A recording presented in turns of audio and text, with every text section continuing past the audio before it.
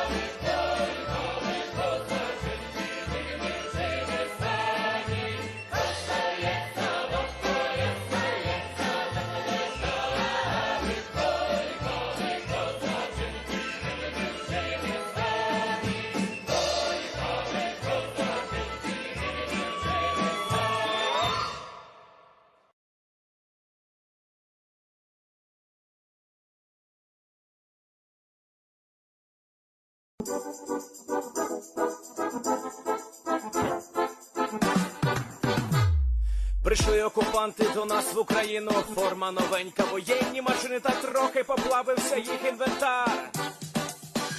Байрактар, Байрактар. Російські танкісти сховались в кущі, щоб лаптем посьорбати довбані щі, та трохи у чах перегрівся навар. Байрактар, Байрактар. Приперли зі сходу до нас барани для восстановлення великої страни. Найкращий пастух баранячих отар. Байрактар, Байрактар. Їх доводи всяке озброєння різне, потужні ракети, машини залізні, у нас на всі доводи є коментар. Байрактар, Байрактар. Вони захопити хотіли нас зразу, а ми зачаїли на орків образу з російських бандитів, робить примар. Байрактар, Байрактар. Російська поліція справи заводить, там вбивцю рашистів ніяк не знаходить, хто винен, що в нашому полі глухар. Байрактар, Байрактар. Веде пропаганду кремлівський урод, слова пропаганди ковтає народ, тепер нове слово знає цар.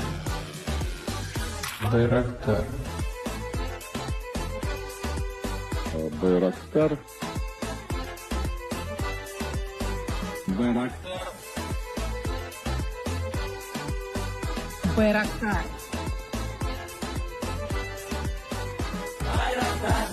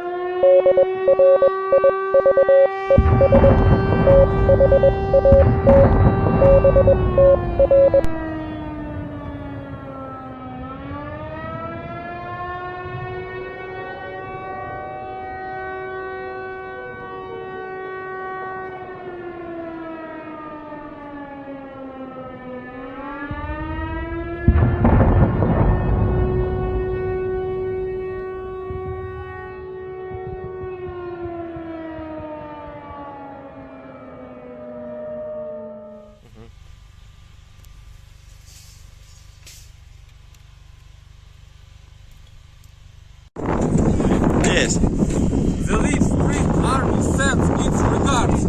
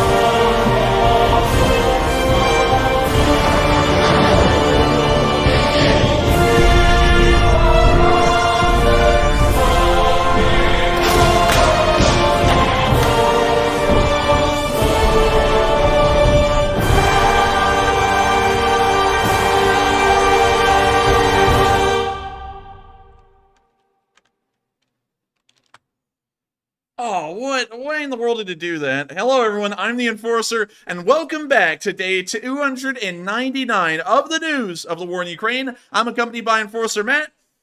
And good evening, folks. It's Enforcer Matt. And of course, like the Enforcer stream likes to do all the time, we had one of those tech errors again. But it's good to see you all again on day 299 of the news. And of course, we're going to be covering the past 24 hours of the news of the war in Ukraine here on the eve of day 300. Right now, as we speak, and as the stream goes on, we'll be entering the 300th day of the war. And what better way to signify the 300th day of the war than with a fundraiser? Tonight's fundraiser is for Revived Soldiers of Ukraine, an incredible nonprofit that we supported many times before on this channel, and tonight we're supporting them again. Revived Soldiers of Ukraine provides incredible life-saving and very much helping, I guess you could say, recoveries and procedures that help out nearly mortally wounded soldiers that have somehow miraculously survived. They have helped out many people that, of course, have become world-renowned, and of course, a friend of Operator Starsky's actually got help and rehabilitation from Revived Soldiers of Ukraine. And so, if you want to support tonight, and I highly suggest you do, this help will actually be going to help out soldiers like the ones in Bakhmut who are currently getting wounded and sometimes dying to hold that city and not give up an inch. And so, of course, once again, highly recommend that y'all support Revived Soldiers of Ukraine. I already threw in my $100, and right now, we're already at $1.2 thousand on tonight's fundraiser. And so, without going into that a little bit too much, we're going to get straight into the news right now, and we have some news. It's pretty crazy to see, and like y'all saw yesterday with the drone footage flying over Bakhmut, it appears that we've entered a new phase of the war where almost every battlefield that is active right now has a drone flying over it and showing us what the battle looks like from the air. Never before have we seen stuff like this, and I don't think we'll ever see anything like it again, but here is a video, and of course, and I also have to say this before we get into the video, tonight's title for the stream is Ukrainian soldiers charged at the Russians. And that's no lie. Y'all are about to be watching a video of the Ukrainians pushing through Bakhmut in a counterattack against Russian forces, head-on fighting in the urban area and pushing them out. And so with that, here's the video.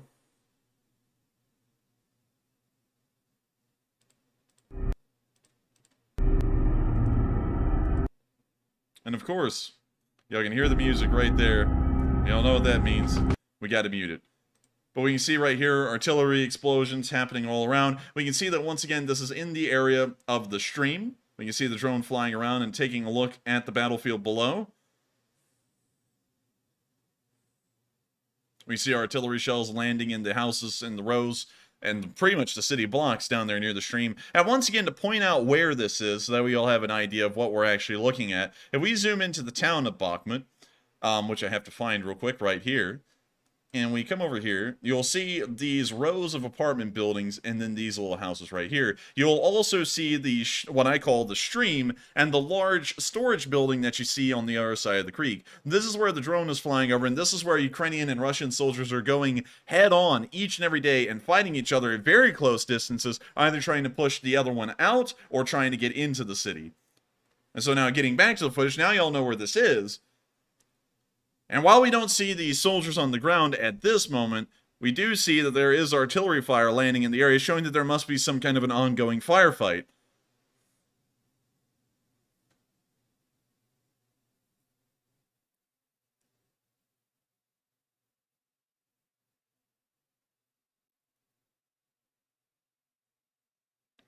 When you see more artillery shells landing in the area, we can actually see a little Ukrainian wolfhound armored vehicle moving around in the street down there. Is now trying to negotiate that right turn, but the turning radius on the wolfhound is so wide that it looks like they're having to conduct a multiple point turn. We can also see what appears to be perhaps a second wolfhound further up the street. Right there.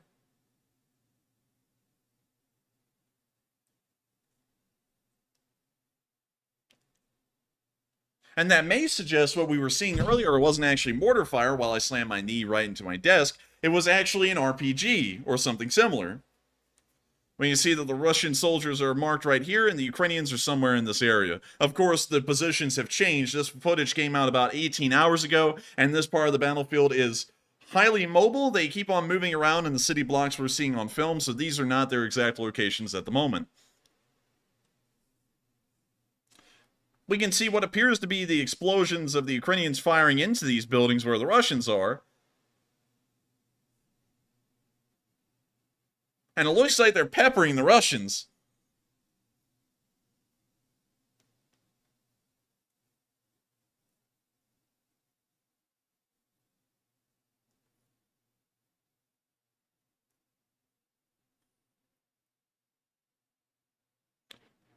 We can now see some kind of a movement of Russian forces here, as they move from right to left.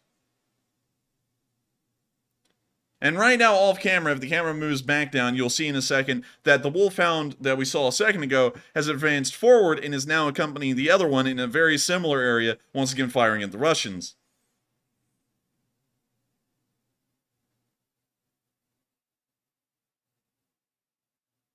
We can see the drone intently looking for signs of life. We can now see the Ukrainians moving forward and moving almost right into the Russian infantry with the wolfhounds, and it appears that they're going to use them as a spearhead to break through their line and then try and cause disruptions in the back. We can see one of them moving to the right. We can see one of them is still advancing down the street and firing at the Russians as it continues to move forward.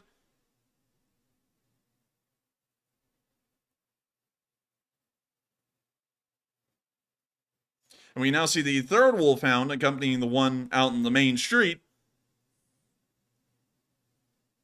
And with that, that's the end of the video, but that gives you a real idea right there of what the battle has turned into in that area of Bakhmut. It is actually, it truly is. It's not just any kind of exaggeration. The Ukrainians are fighting the Russians at point-blank ranges with these armored personnel carriers. Absolutely insane to see. Really more so their armored cars, but really armored personnel carriers, whatever definition you want to call them. But it's insane to see that they have been counterattacking today, and from what we can tell, they have been able to hold on to the area and apparently disrupt the Russian lines where they are. With that, we're now going to be moving on to the frontline situation in Bakhmut to explain that real quick after showing, I guess you could say, the most important piece of film that we got from the battlefield today. If we look at the December 17th versus the 18th, it appears that the Russians have moved into one city block. They've now taken an additional one, but the Ukrainian counterattack actually pushed them out of these two. From what we could tell today, it appears that the Russians once again moved across the stream back into I guess you could say eastern Bakhmut, and pushed into these four city blocks and took them, but the Ukrainian counterattack was able to push them back to these two, and so when the map was updated, instead of taking 4 blocks, they only took 1. So all in all, it's pretty nice to see the Ukrainians are still holding their ground, and across the rest of the Bakhmut front line, if I do this real quick, you can see that absolutely no area, all the way from Avdiivka to Soledar, has moved except for that one, and they've only taken the single block. So, of course, it's good to see that they're not making any kind of advances or fast moves. And moving back behind the line into the area of Pokrovsk, we actually saw a reason why, I guess you could say. We saw right here, at least from what we could tell, that a Russian OSA was hit and cooked off.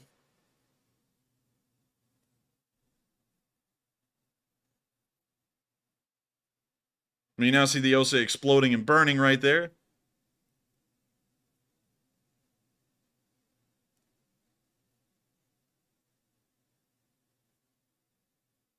We now see a civilian vehicle passing by. We don't know if that was a military commandeered one or not.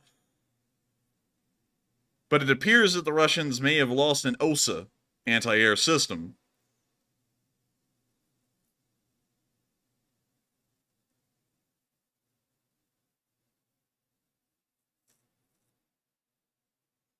We can now see that the missiles carried on top of the OSA are now beginning to cook off. And it appears that the Russians inside of that OSA are dreaming of a white Christmas, mostly because of the white smoke coming off of the burning missiles. Also, they're sleeping, by the way. But with that, that's the end of the clip. And it's good to know that the Ukrainians were able to take out another OSA behind the line, somewhere in the Pokrovsk area from what we could tell. Moving a little bit further up the lines and towards the area of Avdiivka, we saw that the Ukrainians were also able to destroy 2 Russian BMPs today. And so let me mute that. As once again, music's playing. I'm sorry about the video quality on this one. It's 240p. I have no way to improve it. But we can see right here, 2 Russian T-80 BVs. We can see some more tanks, also a Euro 4320. And there's our BMPs. There's 3 of them, actually. And then another one over there to the left.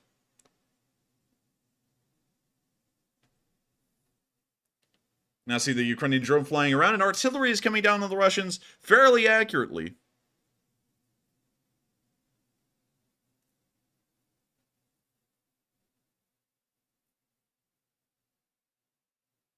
We now see them shelling the entire area.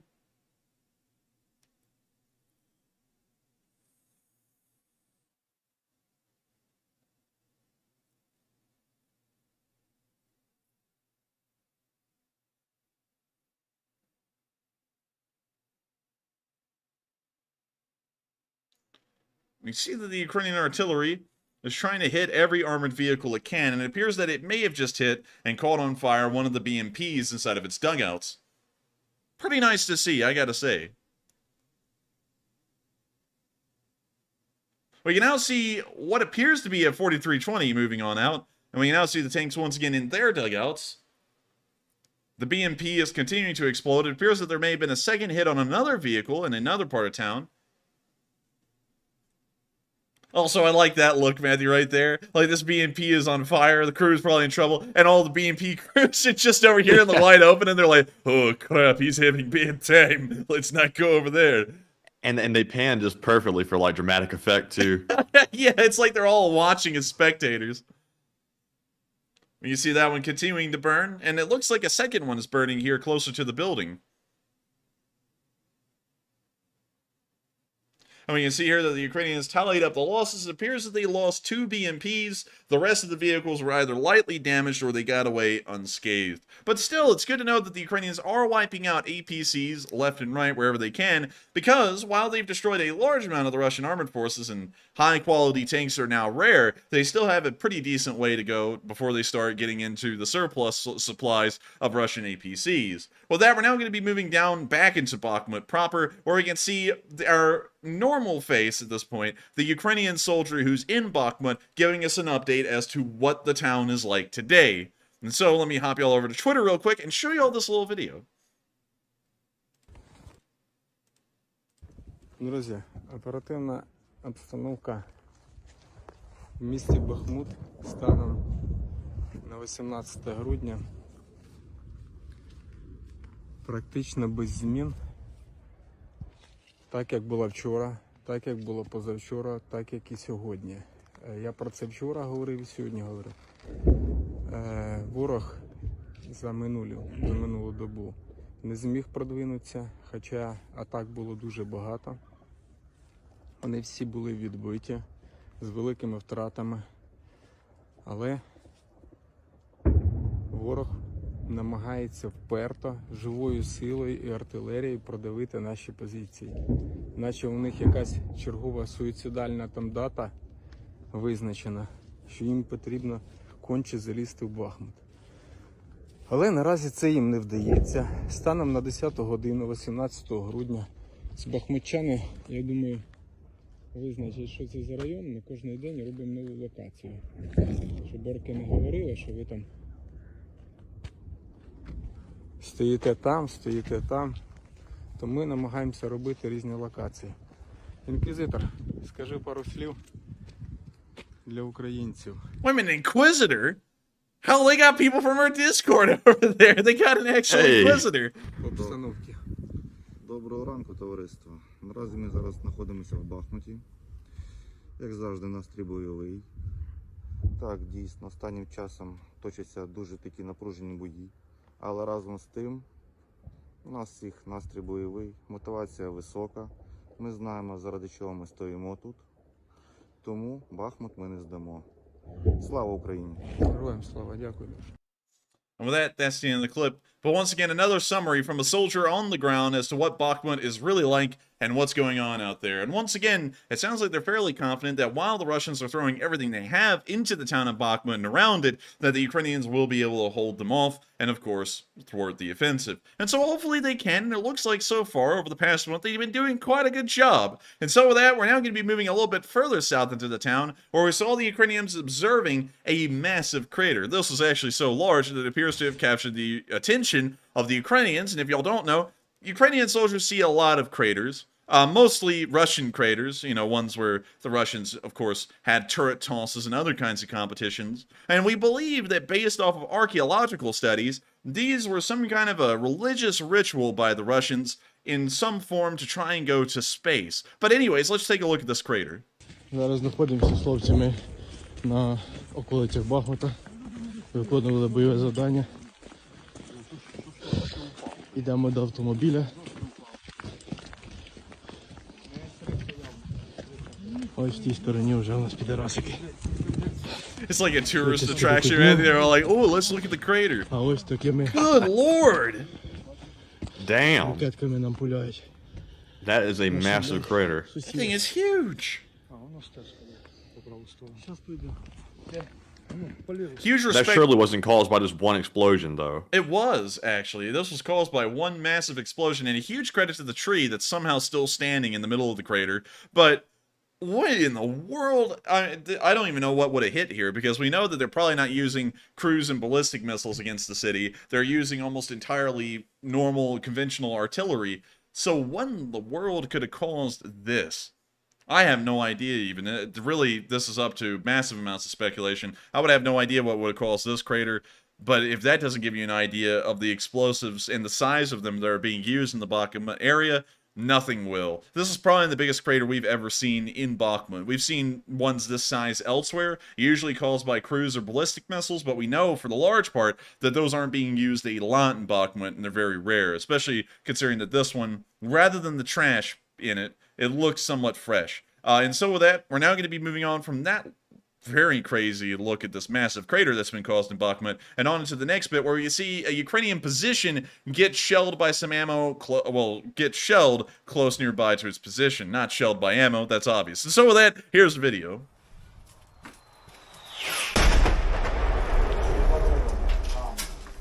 Dang.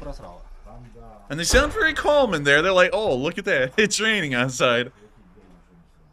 Интересно, они глубоко закапываются в землю, вот этой движение. That's the end of that video. But man, you know, you got to think about how terrifying that is initially. And these guys have gone through so much fighting in Bakhmut that now it's just run of the mill for them. They're like, you know, oh well, it's just another artillery shell. Nothing big to worry about. It's not like it whistled in like a demon and then exploded just 50 yards away. We'll be fine. And it's crazy to think that they're so calm about this sort of stuff. But it still shows how experienced they are in it, because normal people would have been pretty afraid by something like that happening so close nearby. With that, we're now moving on into the next video, a little bit further south and towards the area of Opitne, or a little bit south, where we saw that the Ukrainians used a Carl Gustav on a Russian position. Now, in case y'all don't know what a Carl Gustav is, I'll show y'all real quick. So, Carl Gustav is a man, I'm just kidding, it's not. It's a recoilless rifle that's 84 millimeters in, I guess you could say, caliber or diameter, whatever you want to call it. These things are pretty interesting. They're used a lot in Europe. They're used by the British, the French, really anyone, and including the Germans as well. Anyone you could think of, they're largely using it in Europe, and it's quite an interesting system. I guess you could say it's comparable to an SPG-9, but instead of it being mounted onto a tripod, this is a shoulder-fired system, from what I remember. Still wild to see, and really, just really bizarre, really neat. You can actually see U.S. Special Forces using a Carl Gustav right here. That's actually a really cool picture, by the way. I didn't think they would have a cool picture like that for it. But still, let me show you all the Carl Gustav in action. Бахмутское направление. Уже да. You see them having some laughs, hanging out, chit-chat. The guy's quietly laughing.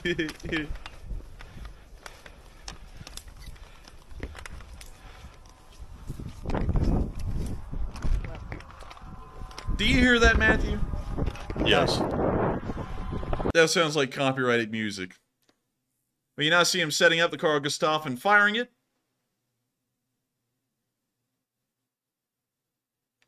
You now see one of them running up. He's now going to reload the Carl Gustav with the next round. Fire again. And it seems as though they're using this almost like a mortar.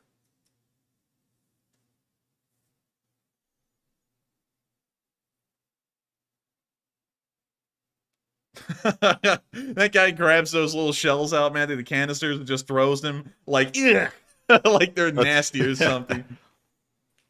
And man, they're going through an entire assortment of Carl Gustav ammo. They are putting this thing to work. Well, Matthew breathes into his microphone through his nose. I heard the whistle. You went... But anyways, that's the end of the video, and it's nice to see that the Ukrainians were able to use that Carl Gustav. We haven't seen a lot of them in operation, and hopefully they were able to hit their target. Of course, we don't know. We didn't get to see it on film, but a really cool system nonetheless. And believe it or not, we've already reached $3,000 on tonight's fundraiser, just 30 minutes in. $1,000 per 10 minutes. At this rate, we should be able to reach the fundraiser goal before 10 o'clock local time here, or 11 o'clock. I think it's still at 2.9 though. Well, it's almost at 3,000. Just be patient, man. Be patient. It'll pop up in like 1 minute. So make sure, real quick, because I know someone's about to complain about this. This is fundraiser night, so we are trying to help out and save people in Ukraine that we're actually reporting on, so that way they can be here tomorrow for us to report the news on again. So make sure to support tonight's fundraiser if you want to help out the soldiers who are wounded and help them to be rehabilitated from terrible wounds and afflictions that they find themselves getting on the front lines. And so with that, we're now going to be moving all the way down to the furthest southern part of the Bakhmut line where we had any news today, around the area of Avdiivka, where we saw some Polish volunteers in action today.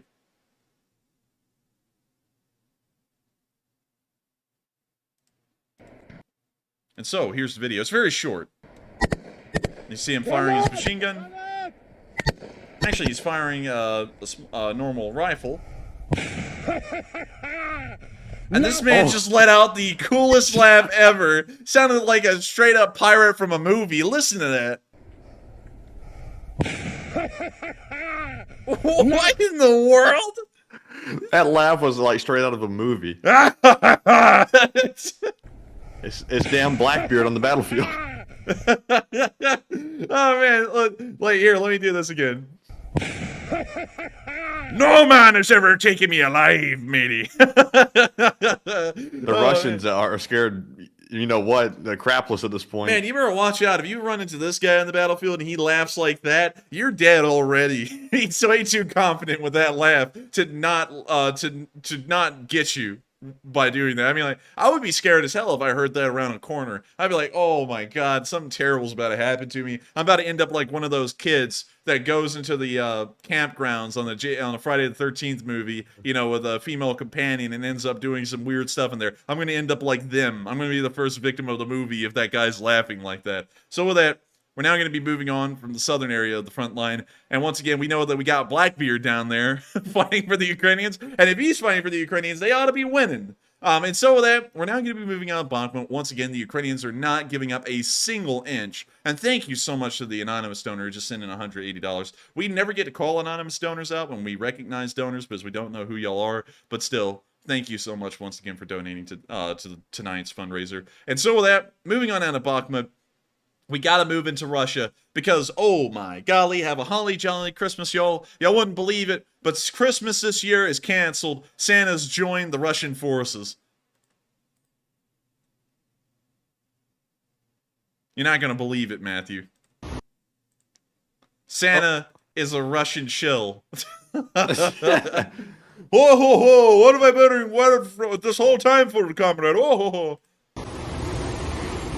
Come on, graphics. Ho, ho, ho. Oh, never mind, it's just a Russian. Oh, dang, Matthew's bringing in the roast.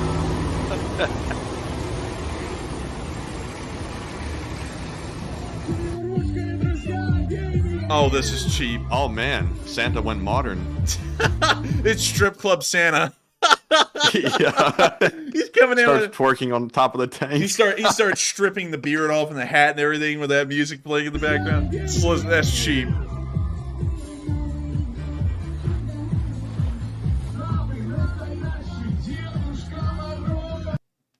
And actually, funnily enough, Matthew, a lot of people are telling me this isn't actually Santa. This is some guy called Father Frost. Listen, man, Frost. the only thing that's going to get frosted is him by a nice coating of shrapnel. When he gets there to the front lines, Mr. Frost, he's going to succumb to the frost because the Russians aren't equipping anyone with winter weather gear. Oh, man, this is a joke right here. But let's pull that up. Father Frost. I've never heard of that before. Father Frost. That must be a Russian thing. Yeah, it is. So let's take a look here.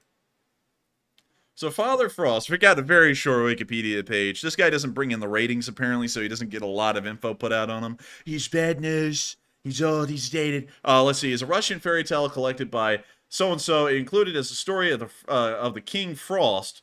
The story of King Frost in the Yellow Fairy book. It is... What the hell is this? This sounds like a food dye. Arnie Thompson Type 480. Yeah, so I would like my Doritos to be covered in a... food dye known as Arn Thompson Type 480, please. What is that? Anyways, Also, the kind and unkind girls. Where in the world do you see that? Right after Type 480. And the kind and unkind girls. Huh. That's a very simple story title right there. You would expect it to be typically Russian, and it is. The woman has a daughter whom she loves, and a stepdaughter whom she hates.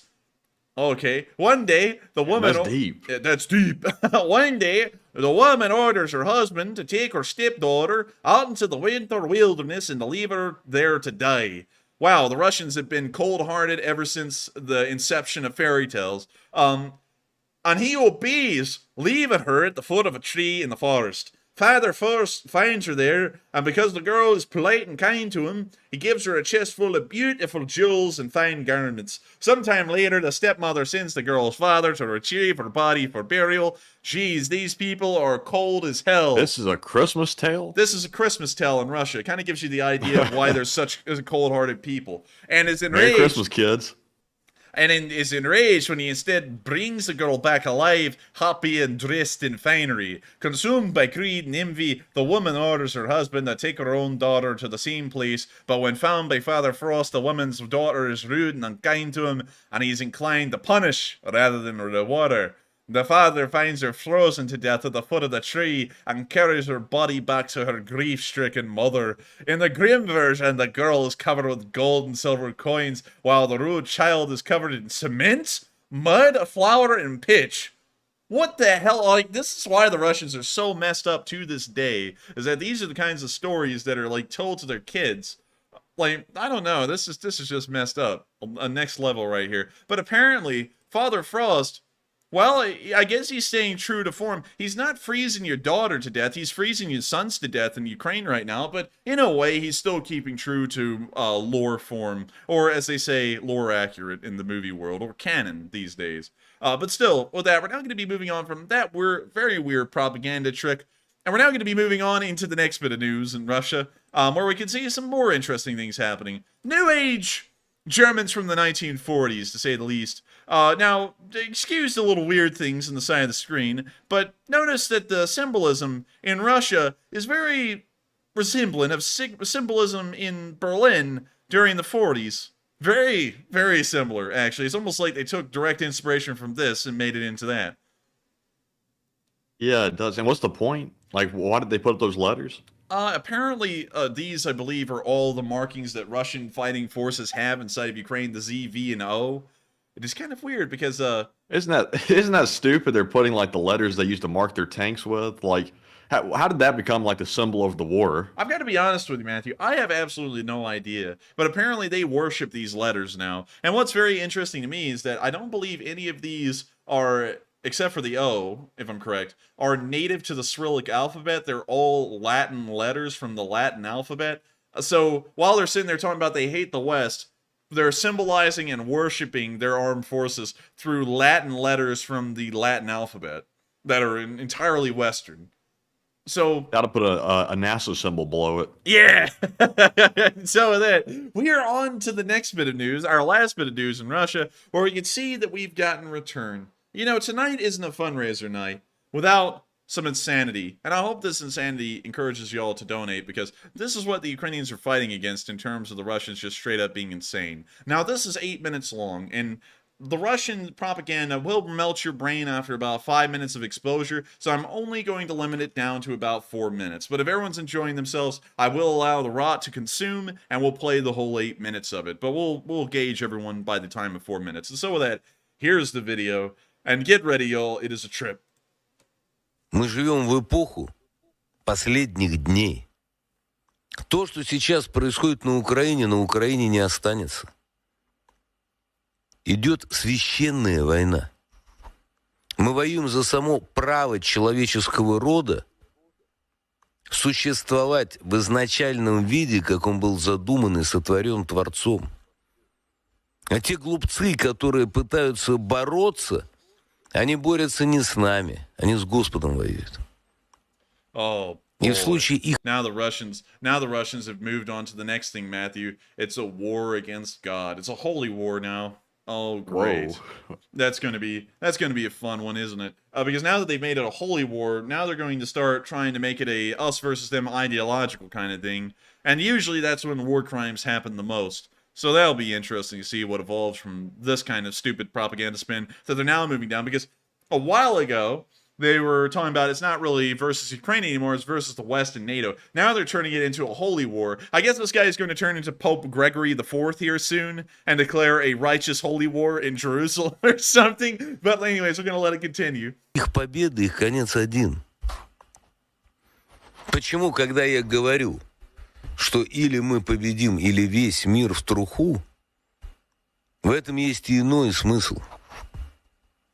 Как может такое человечество богоборческое существовать? Посмотрите на лицо Зеленского. Посмотрите на лицо Байдена. Ведь абсолютно лживый, мерзкий, страшный, негодный персонаж. Это же не Трамп. Чем был неугоден Трамп? А тем, что... хотя бы в каких-то вопросах он абсолютно традиционный. He's at least some ways. Oh, man. The NFTs are excluded, the belief. Leave that part out. Leave that part out. But mostly, at least mostly for our purposes of, making things seem great, mostly. И этот традиционализм Трампа. Also, is it just me or is anyone else noticing that, every once in a while he hangs on the microphone like he's, absolutely drunk out of his mind, and he's, just trying to keep stability, and he's holding onto the microphone? Has anyone noticed that, or is it just me? Вызывает He's чувство basically eating ненависти. it, too. Yeah. Вообще, если вдуматься, то, что происходит, это сатанизм. Oh, What? He just took cocaine on straight. He's like, it's terrible. Gotta recharge. He's like, it's terrible. Quick, let me do a line. He's like, yeah. Вдуматься, то, что происходит, это сатанизм. Wow. Oh, yeah. All better now. Чисто бесы. По-другому и не скажешь. Look, there he is И hanging мы onto the должны microphone понимать, again. игры кончились. А если мы имеем дело со слугами князя тьмы, если мы имеем дело с сатанинским началом, о каких переговорах и с кем мы говорим? Какие могут быть переговоры с сатаной? Они все время лгали.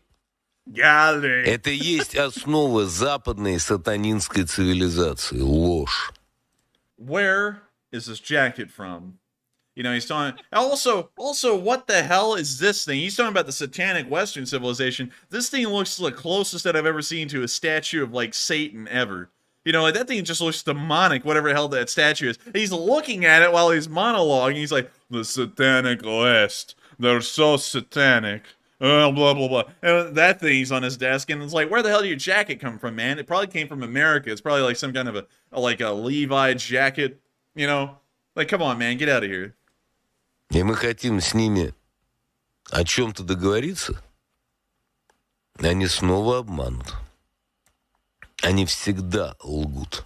It's like he's almost talking to Putin right here. The whole, he's always deceiving, he's always lying. Haven't the Russians always been deceiving and lying everyone? Didn't they say that they would never go to war with Ukraine? Didn't they sign like a Budapest memorandum? And didn't they say that only Crimea is going to be annexed by Russia? They're not going to do anything else to the rest of Ukraine? And didn't they say a whole bunch of other stuff, like they actually wanted to be friendly with the West in the early 2000s, and they were going to be a real democracy in the 90s, and they had no ill will towards anyone pretty much ever since the Russian Federation was founded? Haven't they always been the one that's lying? Because as far as I can recall, they have been. Посмотрите на мерзкие морды украинской власти. Сатанисты. Посмотрите на искаженные ненавистью, лишенные интеллекта морды британской, немецкой власти. Посмотрите на мелкого беса Макрона. Why do you have to go out this way? Why in the world do you have to go out this way to single out Macron to be small? Like, he didn't say that about anyone else. He's just like, small demon Macron. It's like, how tall is Macron anyways? Like, let's find that out. Emmanuel Macron, how tall is he? Okay, well, he is a little short. He's only 5'8". So, I mean, like, I guess he's got a little bit of credit calling him short. But, I mean, like, that's average height, isn't it? I think so. I think so, but, anyways, why in the world do you have to single him out on that? Лжецы. Они лгут во всем. And also, this guy says the West is devoid of intellect. Whoever is cutting his hair is devoid of intellect. Look at that line. Like, he's got, like, strands of hair just sticking down from the rest of it. It's like when he goes to the barber shop and the barber asks, "What kind of haircut would you like, comrade?" This guy sits here and says, "I would like my haircut to look like the Battle of Stalingrad." "Oh, yeah, okay. Messy and absolutely horrid." And then just cuts the hair. Like, this is terrible. Like, that's a terrible haircut. Ни одному их слову верить нельзя. Никакие переговоры с ними невозможны. He likes to repeat Необходима победа на фронте. You won't get it, man. You've been saying that for 10 months. Я еще раз повторю.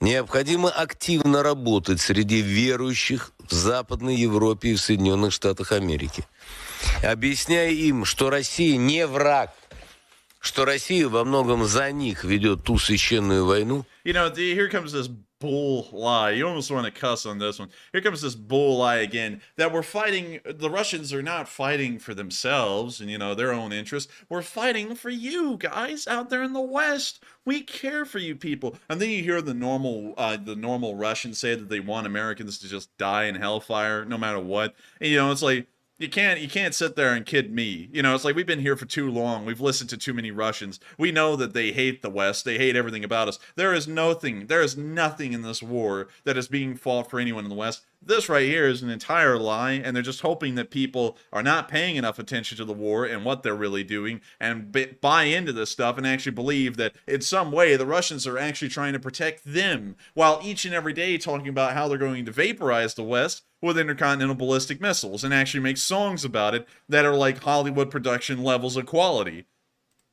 Который в полный рост придет и на их территорию.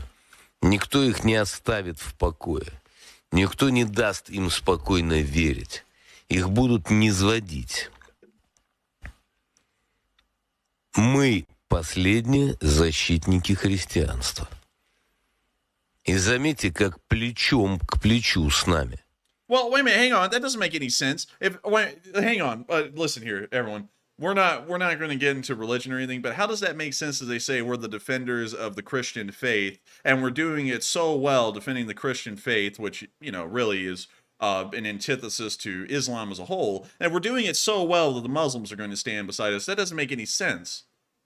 That's like saying, we're such good defenders of democracy that even the communists and the fascists are backing us up. That doesn't make any sense at all. It's like, apparently there must be something really bad wrong with whatever kind of image you have of democracy, because the complete opposites are supporting you. It's like, that doesn't make any sense at all. That's just like a complete antithesis. Стоят наши братья-мусульмане. Очнитесь, люди. Очнитесь. Они нас называют орки. Они говорят, что мы Мордор, империя зла. Они лгут. Ибо их отец – князь тьмы. Ложь – их предназначение. By the way, to quickly gauge the crowd real quick, we've hit the 4-minute and 20-second mark. Turn it up. And I'm wondering if y'all are enjoying this enough for this to continue a little bit longer. I said I would check with y'all. I know that brain rot is probably consuming most of you at this point because this kind of stuff is really hard to listen to for a long time. But if y'all want to keep listening to it, we're going to sit here for a quick second and allow this to play out until it reaches 5 minutes. But if y'all want to, we'll play out the whole 8 minutes. It just depends on y'all. So with that, we're going to let it continue. Everything this guy is saying is the product of very fine Peruvian blow. Man, when this man comes around and all the kids at school get off for a snow day, he's gotta be just suited. I mean, he's way out there. It's Frosty the Snowman instead of what's the Christmas guy, the Santa Claus, Frosty somebody, Mr. Frost or whatever. Father Frost.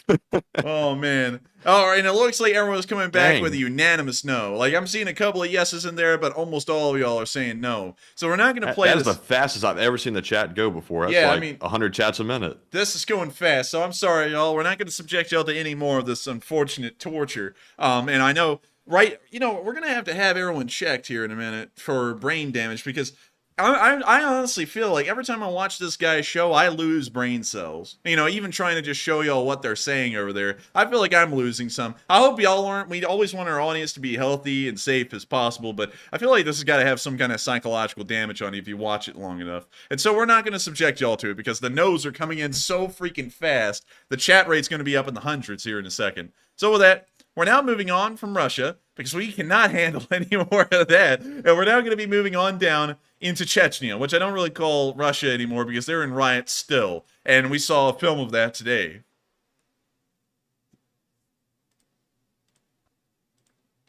And so, here's the video. And congratulations, folks. You broke a record. The chat rate's 150.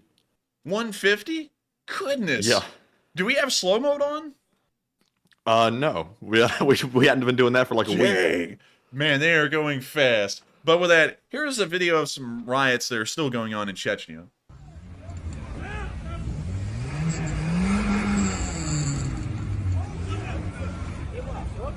You see people like blocking the streets and stuff.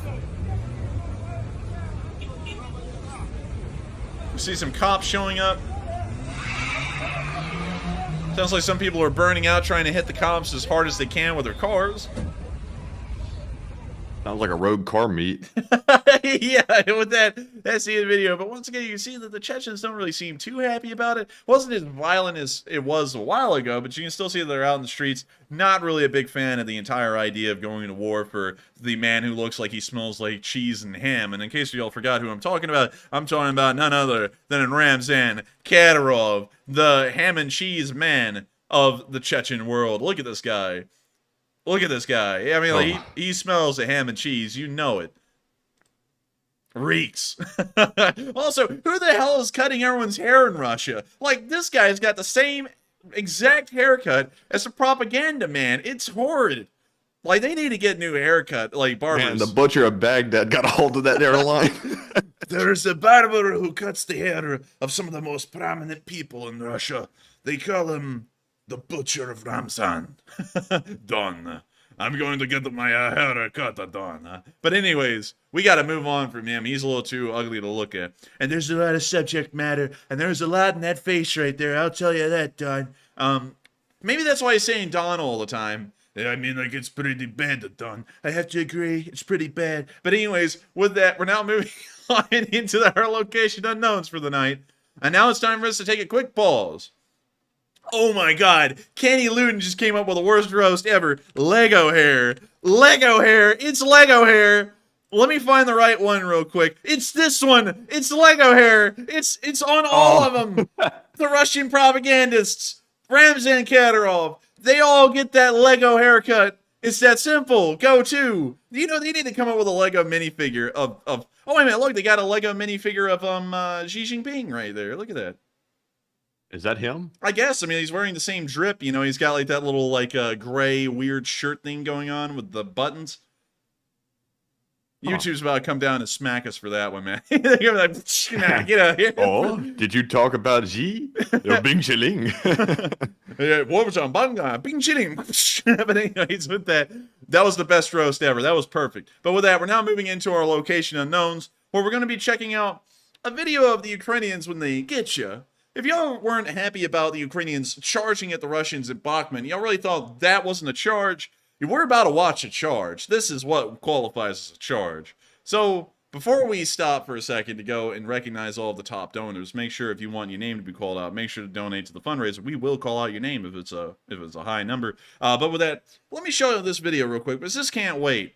Some Ukrainian Humvees literally driving onto the Russian positions and then mowing them down with 50 caliber machine guns. The Russians would call this a horrendous war crime. I call this winning. So with that, here's the video. Also, it's not a war crime. They're combatants. So they just got unlucky.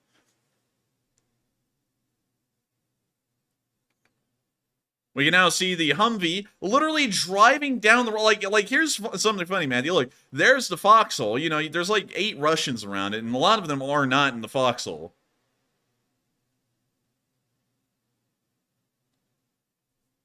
And here comes the Humvee. There's the foxhole, and these guys are literally just mowing down everything in the tree line with that machine gun. They're just letting it rip.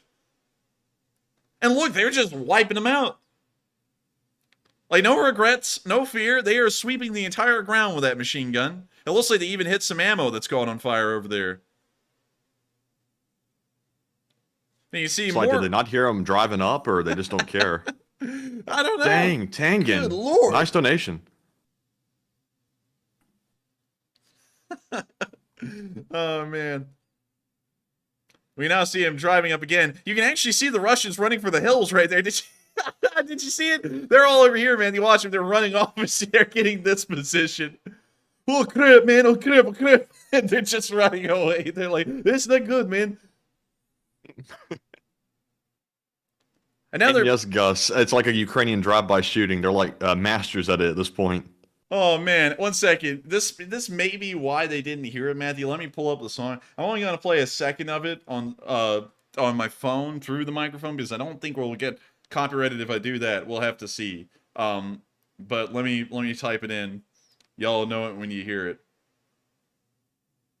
Oh, there it was. Okay. So I'm going to be like a very recent historical event where someone played a song on a microphone at a major event. But anyways, here's the song. Despacito? Yes. Anyways, let me play the song that the Ukrainians were probably listening to when they rolled up on this position.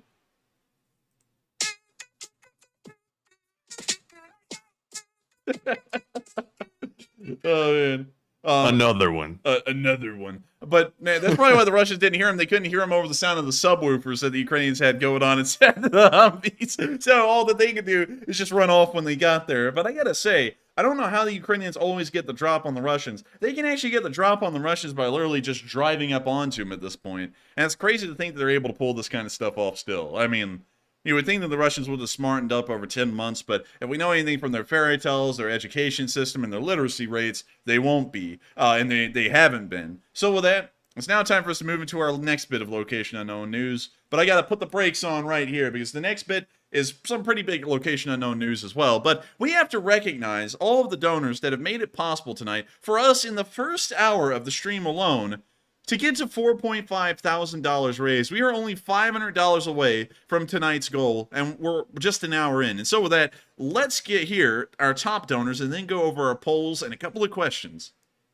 All right, folks. So progress on the fundraiser. We're currently sitting at $4.5 thousand out of our actually $4.7 thousand thanks to June Brooks out of our $5,000 goal. So very close to reaching it, just a few $100s away. So thank you all very much for that. And real quick, Enforcer, I do have a piece of news after I put this donation down in the spreadsheet. Let me grab that. There we go. I'm dying with anticipation.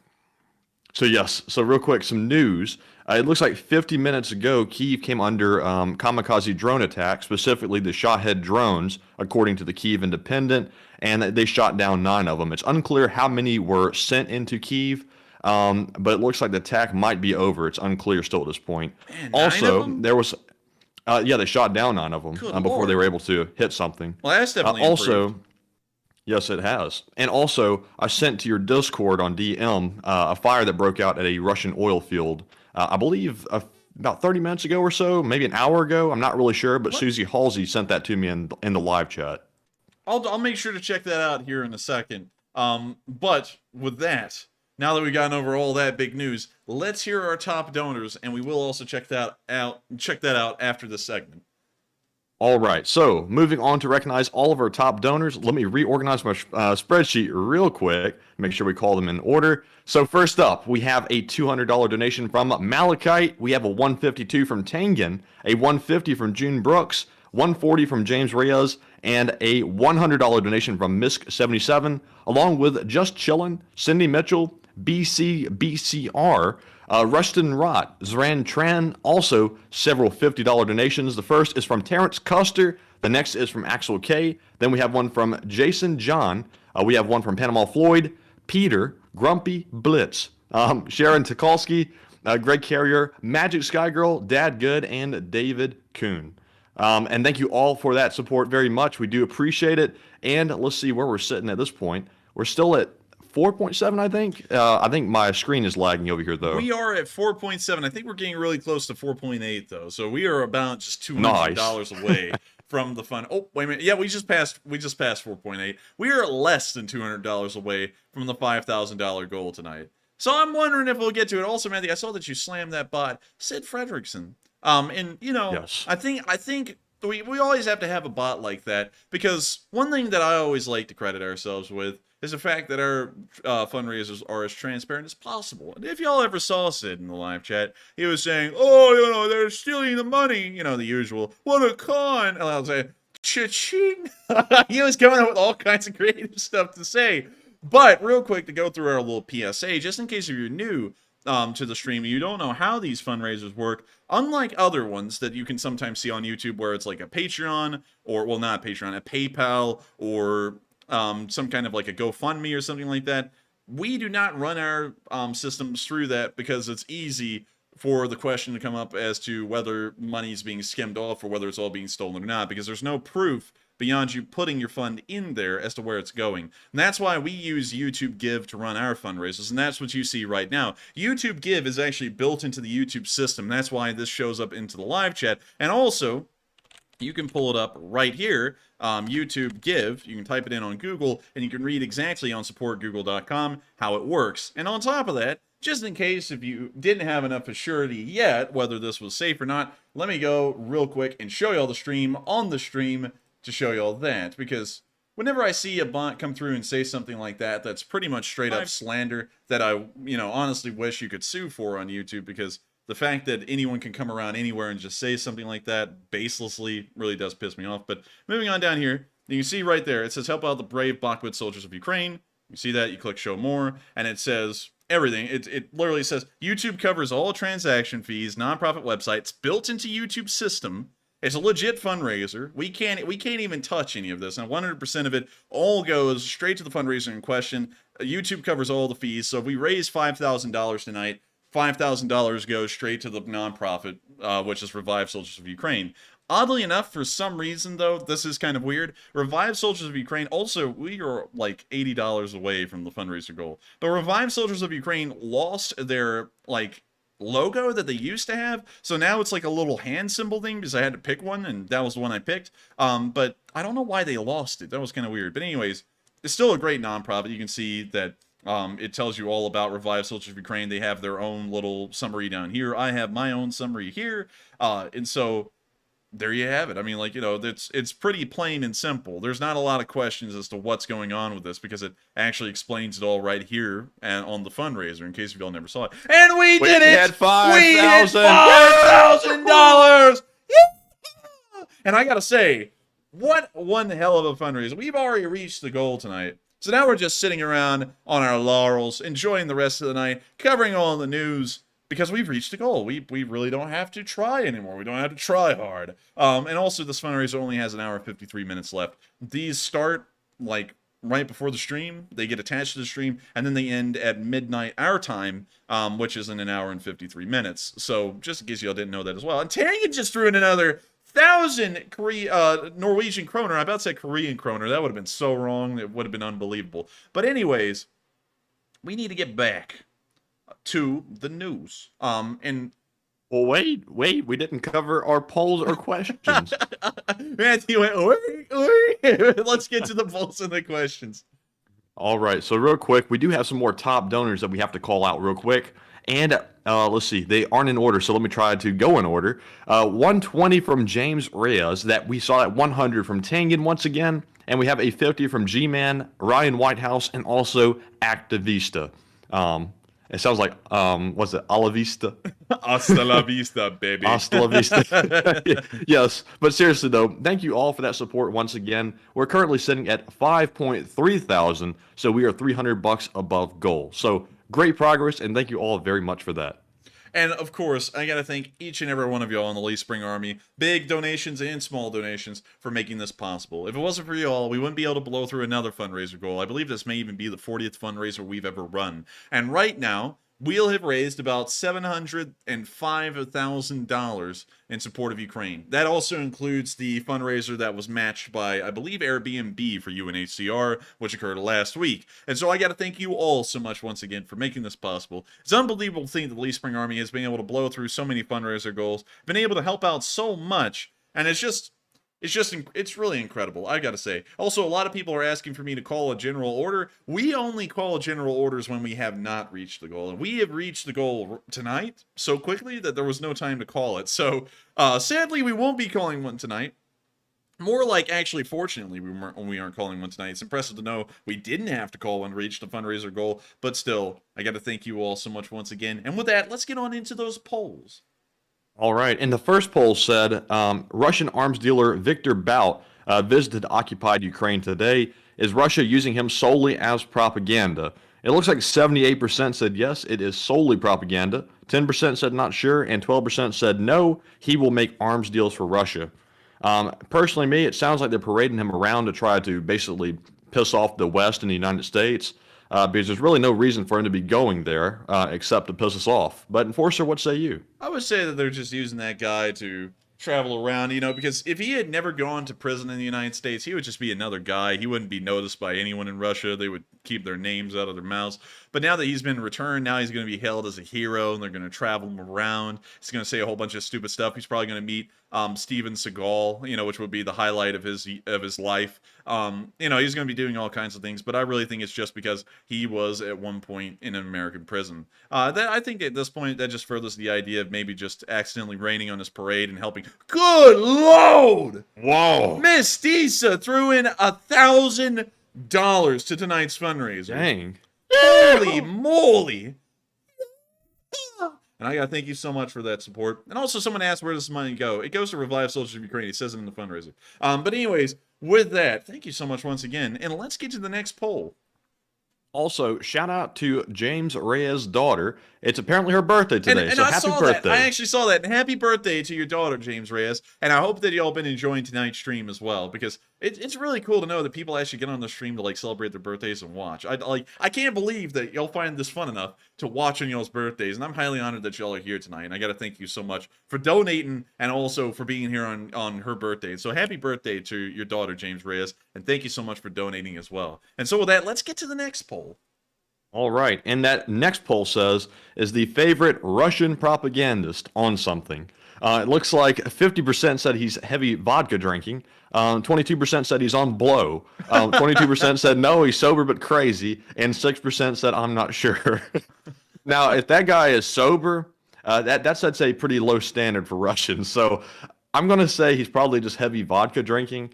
I don't think he can afford, that fine Peruvian blow, as we call it. But I would have to go with the majority, or at least the 50%. But Enforcer, what say you? I've got to tell you, my boy, of a story of the far seas where there was some fine Peruvian blow, my boy. Blow me down, boy. But anyways, I gotta say, that guy seemed either drunk or on something. You know, a lot of people saying he was sick. Yeah, he's got a mental illness. We already know that. But this guy has got something else going on with him right there. And I think that he's drinking the vodka. He's getting lost in the clear liquid. The water, the spicy water, as we call it. That man is sauced. And he's trying to sit on that stream like we do. But we do it a lot better. His ratings are terrible. He's absolutely abysmal. Nobody watches his show. Nobody. Except for me, because I'm traditional, apparently. But nobody watches his show. But still, terrible show. The guy's drunk out of his mind or something, and he's hardly keeping it in there. Why does he talk so slow as well? He talks like he's truly like having a hard time. He's probably actually drunk. He probably is. I would say. And Simon Shorehouse said his name is Volodymyr Solivov. I don't care who his name. I thank you for sharing that. I think the guy ought to be known as Crazy Russian Lunatic. I think that ought to be his official name outside of Russia from here forward. Do y'all agree? Because I think it ought to be. So with that, we're on to the next one. Well, Mr. Volodymyr Soloviev goes on his wide world ventures to find Peruvian below. And so with that, we're on to the next poll. Also, real quick, have to give a shout out to Tasman006 daughter as well. It is apparently her birthday too. So we have several birthdays in the chat tonight. So happy birthday to you. And also, if you're watching, we hope you had a good one. And a happy birthday to your daughter as well, Tasman006. That is really cool to hear. So many people are on celebrating the birthdays of their daughters, and their daughters are on as well. Everyone and their daughter's on tonight, Matthew. Everyone and their daughter. And I got to thank you so much once again for supporting tonight's fundraiser, Tasman006. You're also here a lot. And happy birthday to your daughter as well. I hope y'all are having a fun time, much like everyone apparently is having fun with their daughters on stream tonight and their birthdays. And so with that, we are on to, I believe, the next poll or a question. Yeah, so we're on to our next question. Also, we're up to 6.5 thousand, by the way. Very, very tremendous on that progress, too. Tremendous. Absolutely incredible. Absolutely tremendous. So, moving on to our 3 live chat questions real quick. Up first, let's go ahead and call out that Morse code. We have CFA, WFTU, Mark Hodges, and WFTU. Once again, I put him in there twice. He gets double the credit tonight. He says, Santa is going to become coal this year if he drives that BTR, is what the Morse code says. Ding, ding, ding, ding. He's going to become coal. In case y'all don't know, if you burn at a high enough temperature, your body reverts back to being carbon, which is coal. So I think that if he drives that BTR into Ukraine, Santa this year will not be putting coal in kids' stockings. He will be the coal that's in kids' stockings. See what I did there? The old switcheroo. But anyways, thank you so much for deciphering that Morse code message. Y'all do that every single night, and I got to give a huge credit to all of y'all, especially Mark Hodges, because he has actually been here every single night without fail. Never missed a day once. And one time we were actually scared no one was going to decipher the Morse code, yet Mark Hodges pulled through literally when he was waking up, like an hour or two into stream. So thank you so much to all of y'all so much once again for deciphering that Morse code message. And we are now on to the next question. And the next one is from Cliff West, who says, have you seen a B-36? It's larger than a B-52. Oh, yeah. Have you seen one, Matthew? I definitely have not. 4 turning and 4 burning is what they said about this thing. It was unbelievable. Here's a B-36 Peacemaker. They called it the Peacemaker. I'll tell you why in a second. But that's the B-36 Peacemaker right alongside a B-29 Super Fortress. And now the Super Fortress was fairly large, and that's how big a B-36 Peacemaker was. It made the freaking B-29 look like nothing. Now, you want to know why this thing was called the Peacemaker, Matthew? Sure, hit me. Because the concept of this thing ever being used as a real bomber was so terrifying that if it was, it was a nuclear bomber, to say the least. It was able to carry multiple nuclear bombs in one bomber, and if it had actually been used, it probably would have been able to level the entirety of Western Russia with just a couple of them. So that's why it's called the Peacemaker, because the concept of him was supposed to make sure that peace was still around, while Matthew kills a bot in the middle of the live chat. Shame. And also another cool thing is that it used a combination of jet engines and turboprops, which was really bizarre. You can actually see 2 of the engines right there in this little illustration. That's crazy. It's like, you said it's a jet engine? Yeah, it's jet engines and turboprops on the same plane. Huh, that's really crazy, strange. Isn't it? Yeah, and you can see one right here. They're pulling out of a museum. You can see the jet engines over there again. They got 2 on each wing, and then they got 6 turboprops on each one as well. Those are some thick wings too. Like those are deep. Yeah, man. I mean, like this thing was beefy. Also, what was pretty crazy is that a quick story to share with you, a really cool rabbit hole. In case if y'all have ever watched the movie Doctor Strangelove, if y'all remember that movie, it was a really weird one made in the 60s. The B-52 bomber was fairly new at that time, and the internals of the cockpit were classified. Stanley Kubrick, who made that movie, is, you know, and him being the spaz he actually got to look at the Convair B-36 Peacemaker's cockpit, which at that point was no longer classified, and he guessworked his way into a close resemblance of what the B-52's cockpit would look like, and it was so close that he actually got a call from the CIA after the movie aired and asked him where in the world someone had given him the information about the cockpit layout of the B-52, because that was a national security issue, and he hadn't. He had just completely guessworked how the cockpit looked. So you can credit Stanley Kubrick probably for the Soviets knowing how the inside of the B-52 looked long before it was declassified. But anyways, moving on from that rabbit hole and this cool bomber, these things are really neat, and I've got to give huge credit. I got to thank you so much for allowing us to look at this thing, and they are super cool. It also makes the B-52 look small. Let me see if I can get one right beside the other B-36 versus B-52. Let me see if I can find it here. Let's see. We can find a B-47 by the B-52, but it looks like I'm kind of hard-pressed to find the B-52 by the B-36. I'm saying the B word a lot. Literally just the letter B. But dang, I can't find it. Is that... That's like a Lego model or something. Oh. Oh, wow, that's pretty cool. Yeah, that was actually pretty cool, but I can't act like it's cool because then people will be complaining. So anyways, sadly, I cannot find a comparison, but the thing is massive. It is a hunking beast, and I don't know if any of them, well, some of them were preserved. I think only a few of them. It was a very small number. And so with that, we are on to the next one, but thank you so much once again for support and allowing us to look at such a cool bomber. And with that, we are on to the last question of this segment, then we're going to be getting right back into the news. All right, and this one goes to OZ Jeff Gray, who says, Enforcer, have you seen some of the operation of the Ukrainian command centers?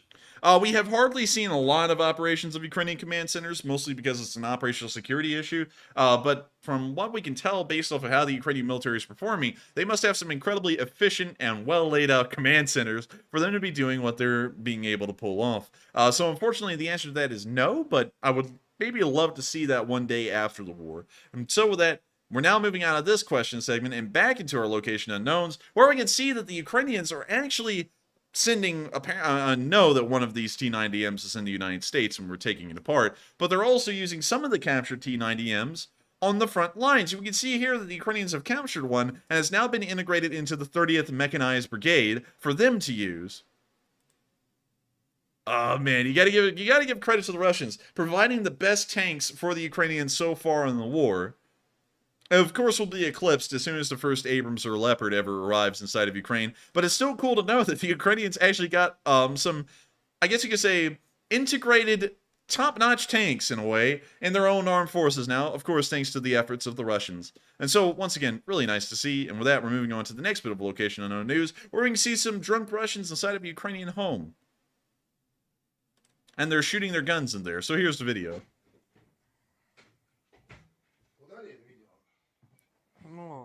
I mean, you can already tell this guy has had some sauce.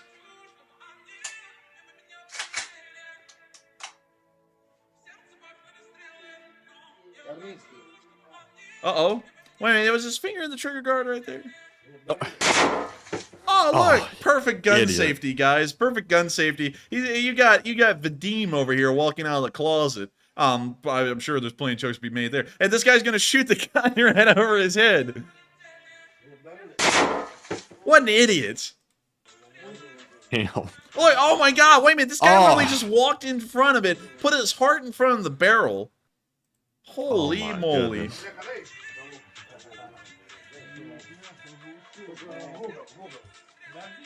No, you do it like this, Vladimir.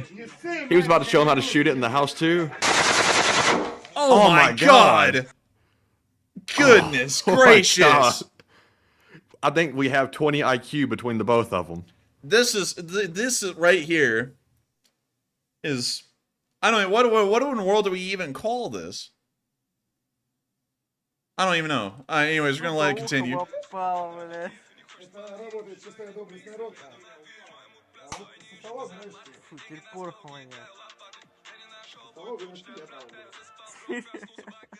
They want to know why they're out of ammo. Yeah.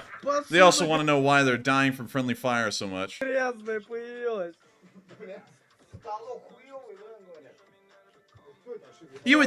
thought when the guy grabbed the gun from him, he was gonna be like, "Hey man, stop, you're drunk."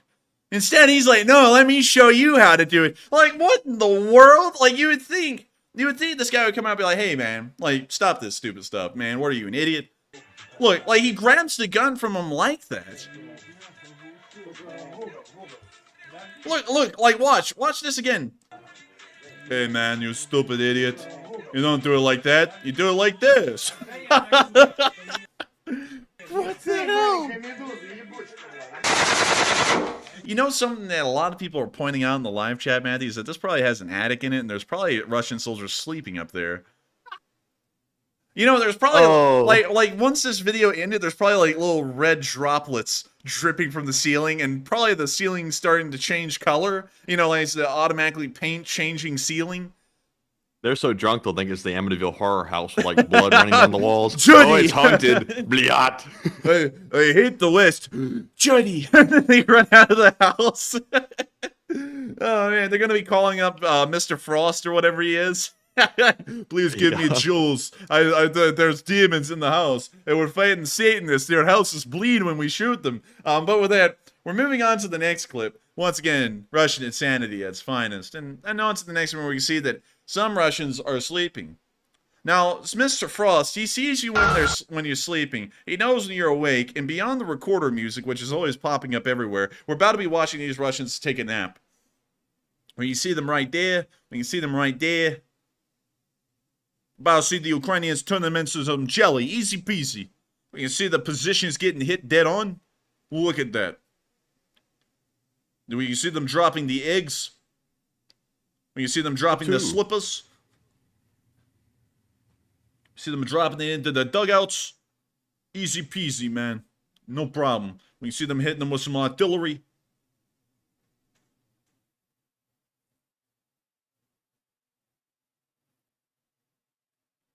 We now see the freaking shells hitting more houses. Russians screaming in terror, probably.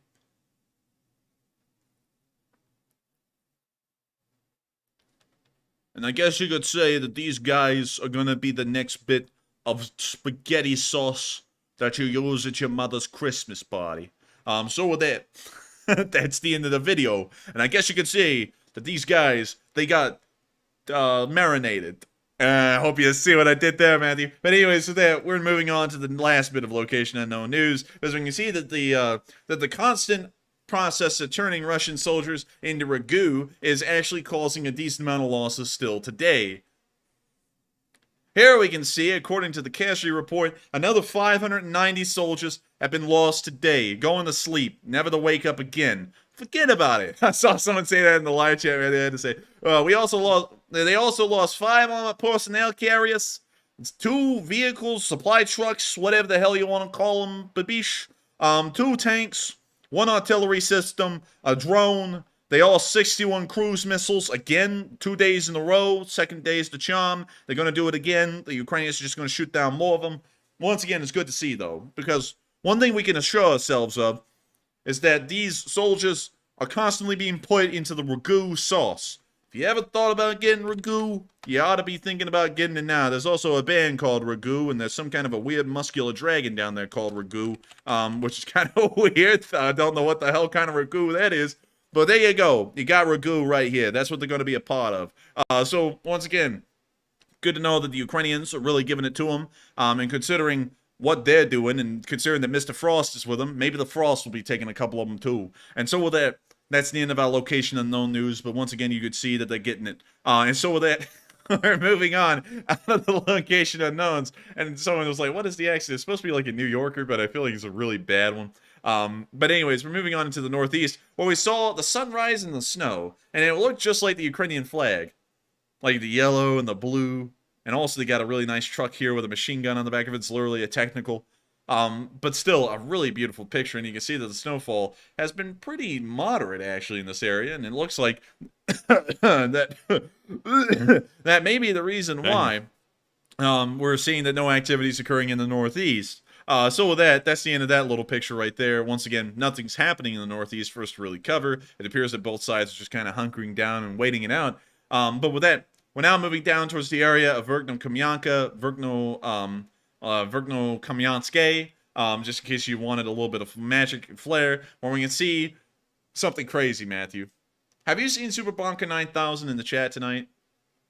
Let's see. I can tell you if he's here. No, he's not here tonight. Real quick, I know that he's on our Discord. I need our moderators, Susie Halsey, Isolate if y'all are on, Psyops if you're on too. I need y'all to go find him and get him on. I don't know if he's aware of this, but he's on the front. Like, he's represented. We need to get him on here right now because this is something really cool. One of our channel viewers, a Lee Spring Army and NAFO member, has been recognized in an incredible way. And I got to give huge credit to him because he's been here forever. He's helped to support this channel. He's always been watching. And what y'all about to see is unbelievable. And I'm stalling. I'm sorry, y'all. I'm stalling because I'm waiting to see if we can get Super Bonker 9000 on. Cool Jack said he's busy. Well, get him on. I didn't ask if he was busy. I said get him on here. Cold Jack must be like the secretary of NAFO. He's sitting there typing away at his computer. He's busy right now. And then he gets back to typing. But anyways, in Verkno-Kamyanske today, we saw that Super Bonker 9000 has a peon. The name of the gun is Super Bonker 9000. What?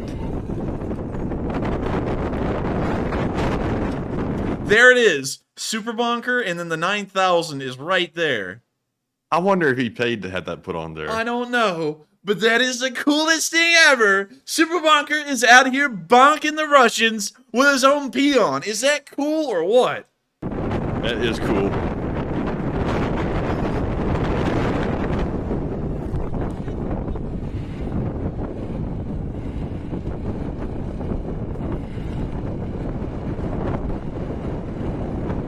That is just so cool. Crazy. All right. Just crazy. Send it, Super Bonker. Send it. And that's just so cool. We actually saw one of our channel viewers get a huge credit to them on the front lines.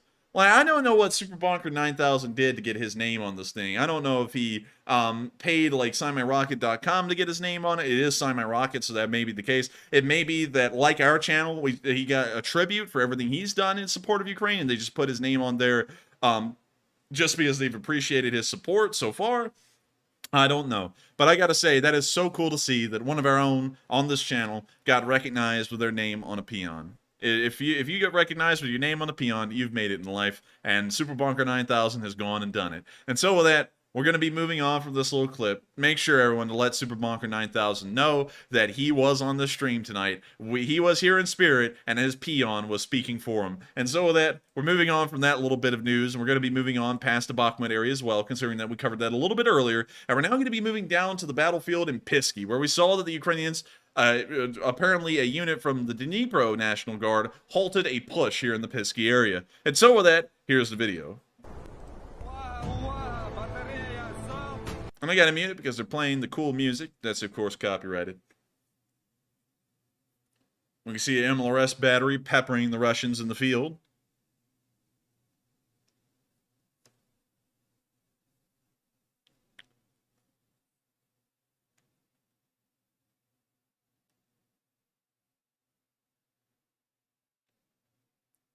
And we see a Russian tank smoking. See another one on the move. It appears that it's now smoking as well. You know, the Russians really got to stop with this whole tobacco thing, Matthew, because I think they're getting a little bit too much into smoking. I'd say. The general surgeon says that it's not good for your health, and based off of what we're seeing in Ukraine, I got to assume that it really is not good for your health. Look at these guys. They are literally smoking. Not just a cigarette, but the whole body. But with that, that's the end of that. The Russian general surgeon probably says it's healthy. I wonder what the Russians say about cigarettes. Do they even have one? A surgeon general? Cigarettes in Russia. Let's look at this. A cigarette in Russia is called a cigaretti. Cool. They're very original. Let's see. Russian surgeon general.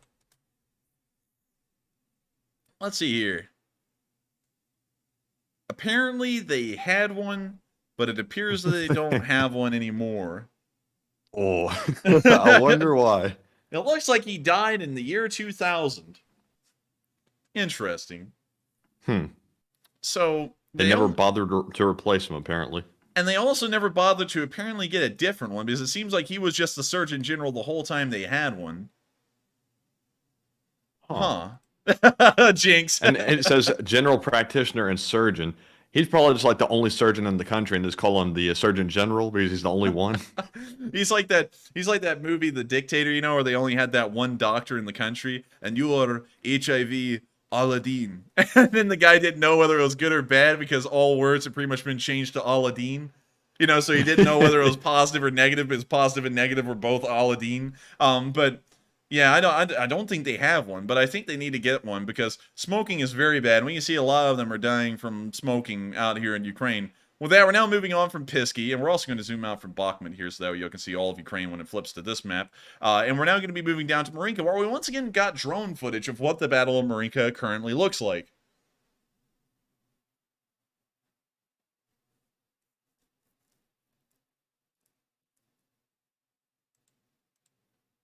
Alright, here's the battle. And the audio's on, it's just muted. We can see a tank moving down the road, we can actually see two of them moving down the road, and we can see that the entire town has practically been leveled and they're just moving through the debris. We can tell these are Russian tanks because they actually have cope cages on top of them. Apparently they've survived since the early war era and they haven't had the cope cages removed.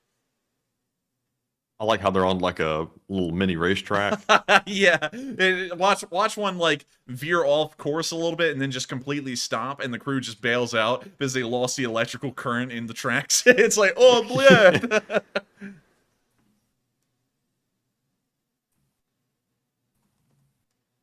You know, I wonder if the Russians have started like you know, picking up a dark sense of humor, knowing that they're just cannon fodder for the most part, even these guys. I wonder if one of them is like the Russian version of Rodney Dangerfield, you know? Like sitting on there, I never catch a break. Yesterday I donated blood, and the family came up to me and thanked me for saving the dog, you know, or something like that. I wonder if any of them are like that at this point. Because, you know, I couldn't keep it going. I couldn't keep positive being a Russian at this point in the war, because you just know that you're counting down your time until you just get whacked. So it was the nut on Full Metal Jacket, the Marine that had like gone mad. Joker. That was Private No, Kyle. it was Animal Mother. That was it. Oh yeah, that guy. Now you can see them driving through the middle of a collapsed apartment building. And coming out the other side, he actually veered off the electric track. He should have lost his charge, but it appears that he's got a battery in that thing. I like how the drone's just watching this tank drive through the town. Wait a minute. Hang on. I think this is actually something we watched the other day. Isn't this the tank that's about to stop and start firing into the buildings right in front of it? Like, let's watch, because if that happens, we're watching that same clip from the sky. So the tank stopped, it appears, right there. And it's now looking into this open abyss. And Uncle Grandpa said, I can't get no respect around here. And we can see them firing directly in front of them into the flat open field where there are no soldiers. So we already know that this gunnery crew is incredibly intelligent. We now see them firing a second time.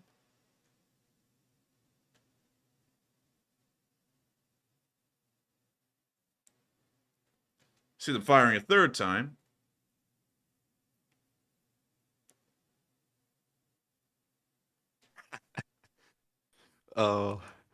Also, real quick, don't mean to interrupt the footage, but Susie Halsey just sent me an article here from Vice that says NAFO memesters paid Ukraine to paint their memes on a tank. Say hello to the Super Bunker 9000. And it shows a picture of the one that was just shooting. Really? Yes, and they have a picture of Cheems. caressing his face and everything. Oh, yeah, that one. Yeah, I know. Yeah. Man, I gotta tell you, Super Bunker 9000 must be a really big guy in NAFO. I've never really looked into their structure and their organization and who's really in charge, but he must be way up there for them to have picked him to have his name on the peon. True. Also, in case y'all didn't know, because if y'all have ever wandered around YouTube, I'm sure you've run into Vice News, and they've kind of gotten a bit of a controversial take on them nowadays. But back in the day, they actually started as well, like our channel has, as a Ukraine war news channel. That's when they started, was around 2014 or so in size and volume. They still put out decent stuff, but they, occasionally mix in some of that, extreme content. Yeah, some of that weird stuff.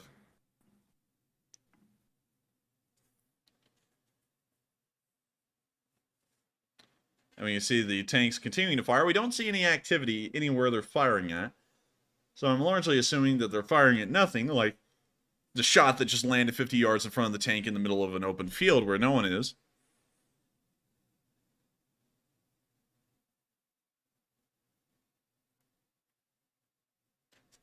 And with that, that's the end of the video, and it's pretty impressive to see that we can just watch this all from a drone.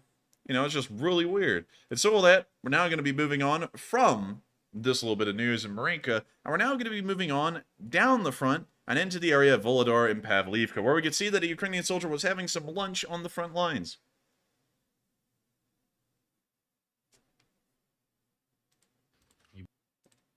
Дядя Саша кушает под обстрелами.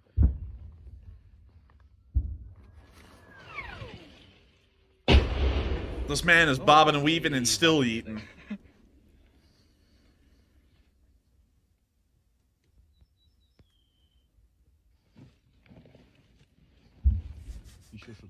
Pull out another Rodney Dangerfield joke.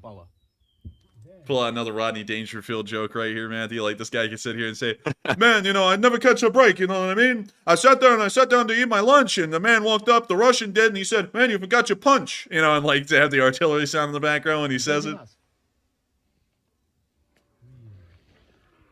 So then wait for the next shell to fly over. And this looks like it may have been filmed earlier in the year, and we just got the footage. Well, that's the end of the video, but once again, lunch on the front lines. Wait a minute. Back up to that guy again. This guy here? Yeah. I saw Bella say, is that you holding a firearm? That doesn't look like me. It doesn't look like Matthew. It doesn't look like him it's at definitely all. not me. Definitely not. This guy looks a lot better than Matthew. I'm just kidding. Anyways. Damn. I'm sorry, Matthew. I'm just kidding. I'm pulling your chain. Anyways, with that, we're going to be moving on from the area of the southern front. There's no more news to report from down here. And we're going to be getting to the Kinburn Spit in a little bit. So just rest your horses. If you've ever been wondering what's happening down there, something did happen today. But we're going to be moving behind the lines for a second to take a look at the Ukrainians shooting down a Russian missile once again with a man pad. You see the missile fly over. They now fire the Stinger, or whatever it was, the man pad. And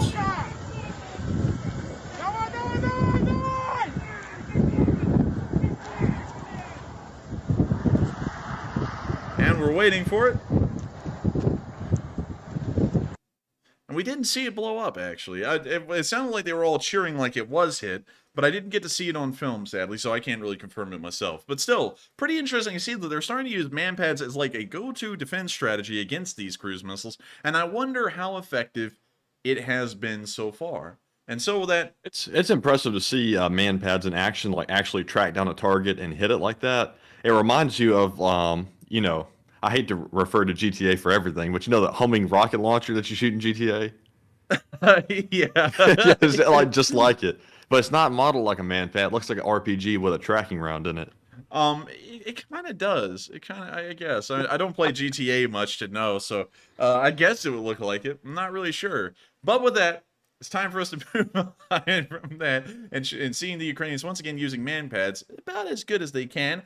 And with that, we're now going to be moving on down to the Kinburn Split. Also, I saw some people like, don't say that about Matthew. It's a joke. Like, like, obviously, Matthew looks greater than me for sure. Like, it's a joke. It's a brotherly roast, yeah, and now I'll get him back. Yeah, now he has to get even with me at some point in stream. So just chill. Just chill. It's a joke. So with that, we're now going to be moving down into the Kinburn Split, where we saw that Ukrainians actually started hitting the Russians today down there.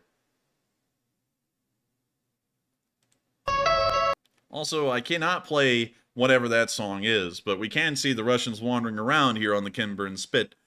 And it looks like the Ukrainians are about to spit in that direction.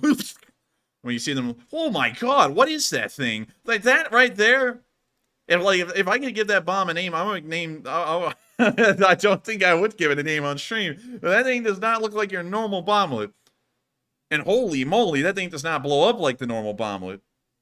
What kind of drone was that, by the way, too? I have no idea. I don't even know what kind of drone that was or what kind of bomb they dropped, but that thing was like an actual 50-kilogram bomb. Like, they just dropped the whole kitchen sink on them.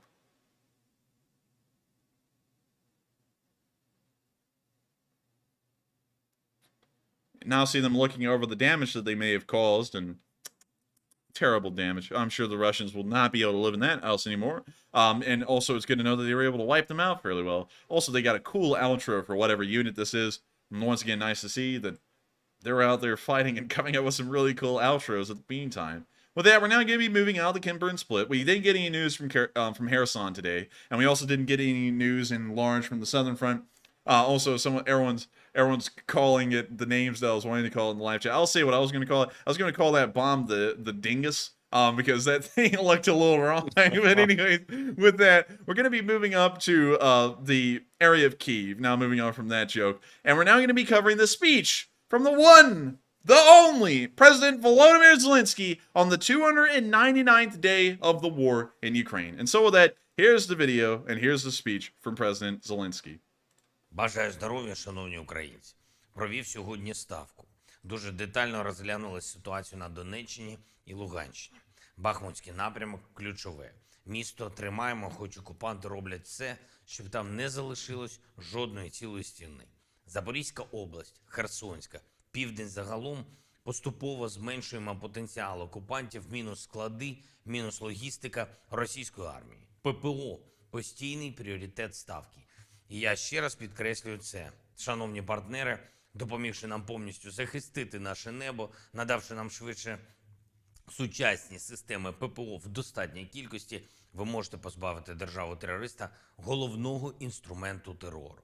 Це буде один з найпотужніших кроків, що наблизять закінчення агресії.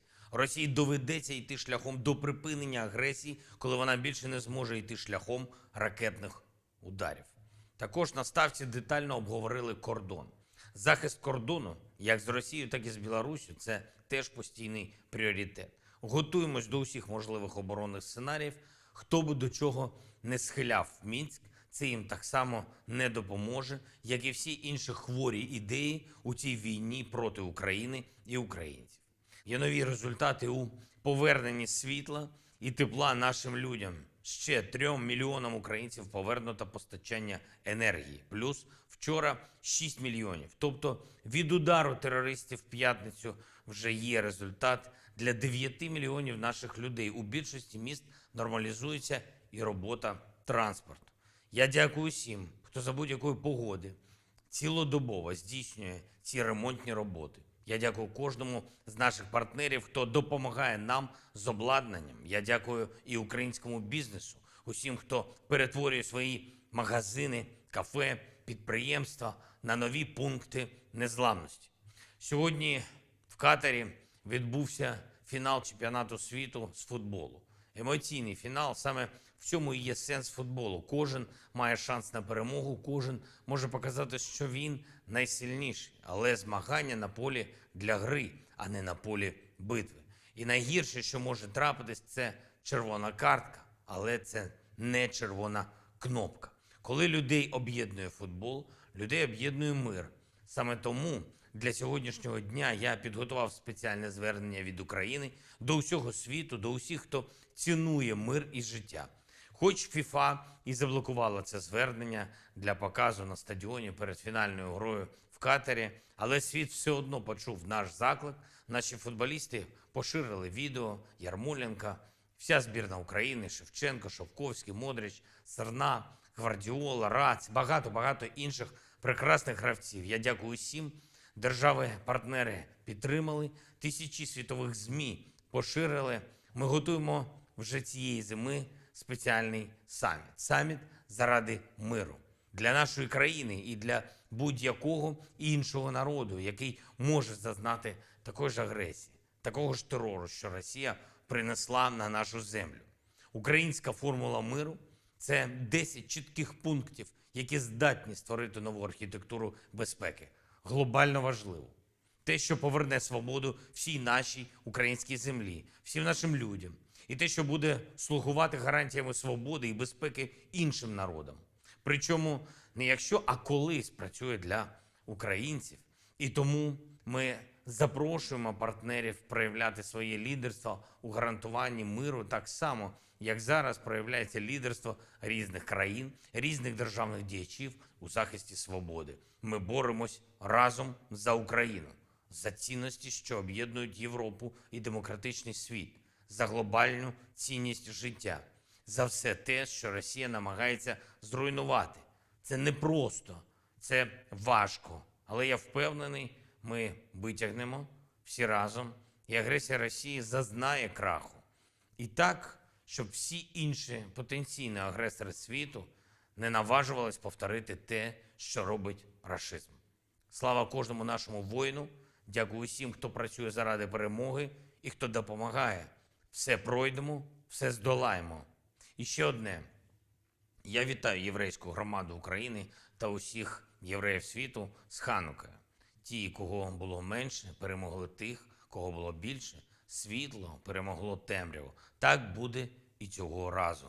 Хак, Ханука, Самех. Слава Україні! And with that, that is the end of the speech.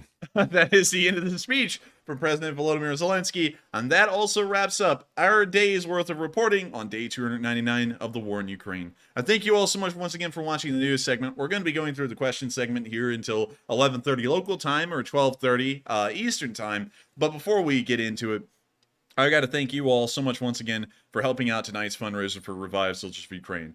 We were able, as the entirety of the Lee Spring Army, to once again raise $7,000 in support of another fundraiser on, I believe, the 39th or the 40th week of fundraising. I've lost count, but it's absolutely incredible to know. And with that in mind, we have now raised $707,000 in support of Ukraine at the end of tonight's fundraiser right here if we don't get any more donations. And so I got to thank you all so much once again. It's unbelievable to think. And it's completely unfathomable. But before I continue to go on through all of that, once again, for about the 39th or 40th time in a row that I've been in complete disbelief that we once again passed the fundraiser goal, we're instead going to spend all of that time answering y'all's questions and also getting to the polls and recognizing all of the donors that have been able to make this possible tonight. And so with that, what do we got, Matthew?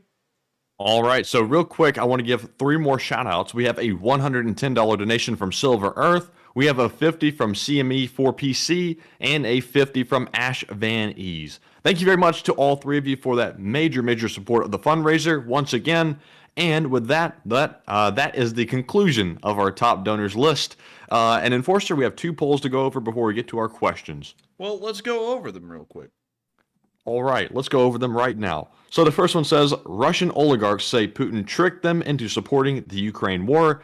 Do you believe them? 25% said yes, Putin probably tricked them. 8% said not sure, and 67% said no, they are trying to save face. And I think it's a mixture of both, honestly, because I seriously doubt the oligarchs can go against Putin without finding their way to a window. But at the same time, I also think they're trying to save face. So I'm in between. But Enforcer, what say you? I'm going to largely have to be in between on that as well, because I really have no idea what the oligarchs are doing, and I don't know what it would be in comparison to, so I would honestly have to say I'm also down the middle on that one as well. And so with that, I hope I answered that poll fairly well, and we are on to the next one. All right, and moving on to our next one, it says Henry Kissinger, again, says Ukraine should entertain peace talks and consider conceding land. What are your thoughts? 70% said no, conceding land is not an option. 22% said no, it's Russia's duty to concede. 4% said not sure and undecided, and only 4% said yes, that sounds reasonable. So on this one, first off, I'm a little shocked that Henry Kissinger is honestly still alive. What is he, like 99 by now? Yeah, I was about to say, here comes Henry Kissinger with another stupid take again. You know, like, when it shouldn't, like, I don't mean to be rude, but isn't there like a grave with his name on it at this point? How old is he? You know, let's pull that up. Let's see. He's 99 years old. Yeah, you know, it's about that time. You know, it's like, hurry it on up, you know, get done playing the mahjong or whatever, and, you know, go ahead. But, dang, this guy just keeps on coming up with the worst takes ever. You know, like, wasn't it at the beginning? Doesn't he have a website or something? Yeah, he does. Look, so self-absorbed, he's got a website. That's like running a YouTube channel of all about you and how you do that. That's just stupid. Anyway. I hope a lot of people saw that. That was a bad joke. Anyways, let's see, speeches. Why in the world does he have such a smug look on what the hell is this signature? I got a lot of complaints here about this whole thing. This is the worst signature I've ever seen. I think our mom would flip, Matthew, if she saw a signature like that. Probably so. Articles. Let's go to the articles. The challenge of being human in the age of AI. There's no challenge to it. It's actually quite easy. It actually helps you out. Henry Kissinger on why America failed in Afghanistan. Well, that's an easy thing to say looking backwards. I'm sure that anyone could say what went wrong with Afghanistan. It doesn't take a genius. Building on George Shultz's vision of a world without nukes. He's delving into the world of, like, being out of touch with the reality. Yeah. Let's see here. How to resolve the North Korea crisis. Yes. Let me just write an article on peace in the Middle East and that'll fix it all, because that's that easy. Let's see. It looks like they're all for the Wall Street Journal. He must be like a columnist or something for him. He must be some kind of an editor. I'm trying to find, let's see, how to get out of Afghanistan. Huh. You know, I'm 1 second. I want to actually go back to 2001. Now, let's see what he was saying about Afghanistan back then. Because, you know, I'm sure that he said some very interesting stuff back then. So let me go and find it. And it'll say page 10 is the last one.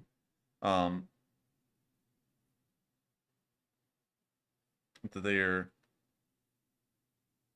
Oh, look at that. You know,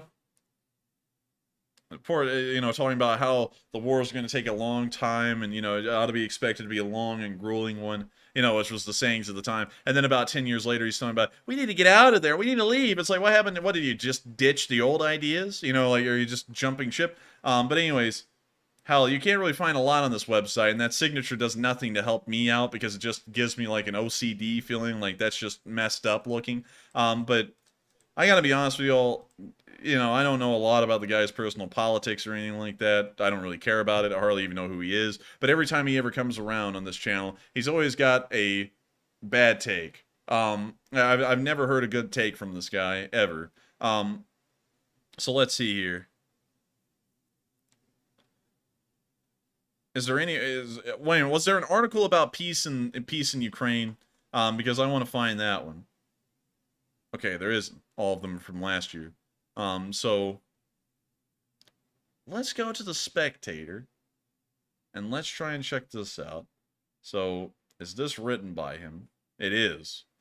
So First World War, kind of cultural suicide that destroyed Europe's imminence.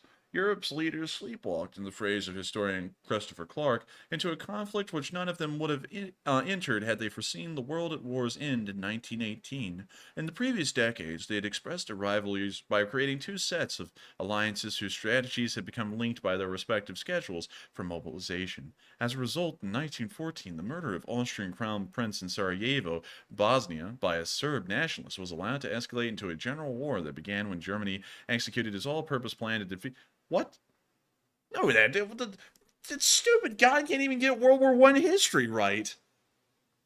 The First World War started because the guy got killed by the Serb nationalist, So Austria went to war with Serbia, and Serbia had an alliance with Russia, so Russia went to war with Austria-Hungary, and then because Austria-Hungary had an alliance with Germany, Germany went to war with Russia, but then because Russia had an alliance with France, France went to war with Germany and Austria-Hungary, and so for the Germans to defeat France, they went through Belgium, which brought the British into the war, and then that's when the whole entire war started. He got it wrong, like literally in the first paragraph, he doesn't even know what he's talking about in this. And then, so I'm sure at some point he probably had a good take. He probably had like good advice to give, or he wouldn't have gotten to the spot he was at. But at some point, you got to understand that your usefulness runs out. Everybody's does at some point, and he apparently can't understand that. Let's see here. I need to get to the bottom of this one here. Well, this process mooted the original issues regarding Ukraine. Ukrainians acquire one of the largest, most effective land armies in Europe. I see everybody wanting to move on fast from this one. Yeah, actually everyone's wanting to move on. It's a bad take, goofy guy. I wouldn't put a lot into it, to be honest with you, cutting it all short. Once again, stupid stuff from a goofy guy. But anyways, with that, we are on to the next one. All right, so that was our last poll. So now we are moving on to answer live chat questions for the rest of the stream. And first up, we have one from Chris Carl, who says, what would be the implications if Bakhmut would be falling? What would be the implications if Bakhmut would fall? Is there a strategic advantage, or is it purely psychological? It's purely psychological, because if the Russians take it, we can already see by the amount of ground they're taking per day, they would only be able to get over to the other side of Bakhmut and take the riches there, and that would be about it. And at that point, it's so close to the front line, it can't be used as a supply hub, and that's the only reason that the town needs to be taken, as if it can be used as a supply hub to further more operations further into the, I guess you could say, the battlefield. And it can't, because it would always be so close to the battlefield for a long time, it wouldn't be able to help out anything. So I would say no. I would say it really has no impact at all. For the Ukrainians right now, it doesn't even have an impact for them, because once again, it can't be used by a supply hub from them, because it's still too close to the battlefield for them as well. So it's really all psychological. It really has no strategic importance. It's just the Russians throwing everything they have into the only town that is large enough in any vicinity of the front lines to actually be worth fighting for. And so with that, I hope that does answer the question fairly well. And we are on to the next one. And the next one goes to Lord Loxy, who says, can you ask the enforcer to discuss the insignificance of taking Bakhmut? And it's actually the one we just talked about a second ago. Yes. I'm going to answer this one really quickly, because I'm like, it was worth answering, but at the same time, we almost answered it a second ago. It can't be used as a supply hub. So if they take the whole thing somehow and they push the Ukrainians off of all the hills, ridges, and everything, they can't get much further than Bakhmut, because there's more hills and ridges behind Bakhmut. So they'd have to fight for those. They'd get bogged down. They'd be stuck there.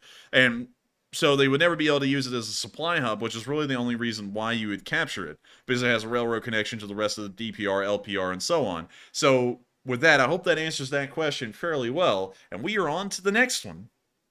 All right. Look at that bot. Now that's a doozy. Which one? Hunter beep beep laptop. Wait a minute. Well, dang it, man! I've been on the top chat the whole time. I never saw it. 1 second, let me pop. Oh man, you're missing out. Let me see here. The typical Russian line of our domestic politics. Yeah, I just saw it. Goodness. Yeah. Oh man. Gee, that's a. Can't even delve into it because it's so political, but I would Yeah. love to, because it's so messed up. But anyways, moving on to our next question, we have one from Roderick Thomas, who says, "Did you hear about the tank and fighting vehicle buildup in Crimea? Do you think Ukraine can hit them from Kherson?" I think.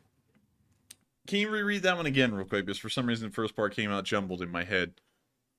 Roderick said, "Did you hear about the tank and fighting vehicle buildup in Crimea? And do you think Ukraine can hit them from Kherson?" I have not heard about that buildup, and if there was one, the Ukrainians could hit them from Kherson as long as it's somewhere close to Armyansk, because that would be the distance a HIMARS can fire, which is about 50 miles or so. Right there, yeah, 50 miles to the Crimean border from the shores of the Dnipro River. And so with that, I hope that does answer the question fairly well. And with that, we are on to the next one. And the next one we have is from Happy Dragon, who says, "Enforcer and Matthew, which would you rather do?" Wow, okay. This is about to get dark. Would you rather die under a repressive occupation, slowly but surely, or die on the battlefield defending your liberty? And I would definitely take the second option, 100%.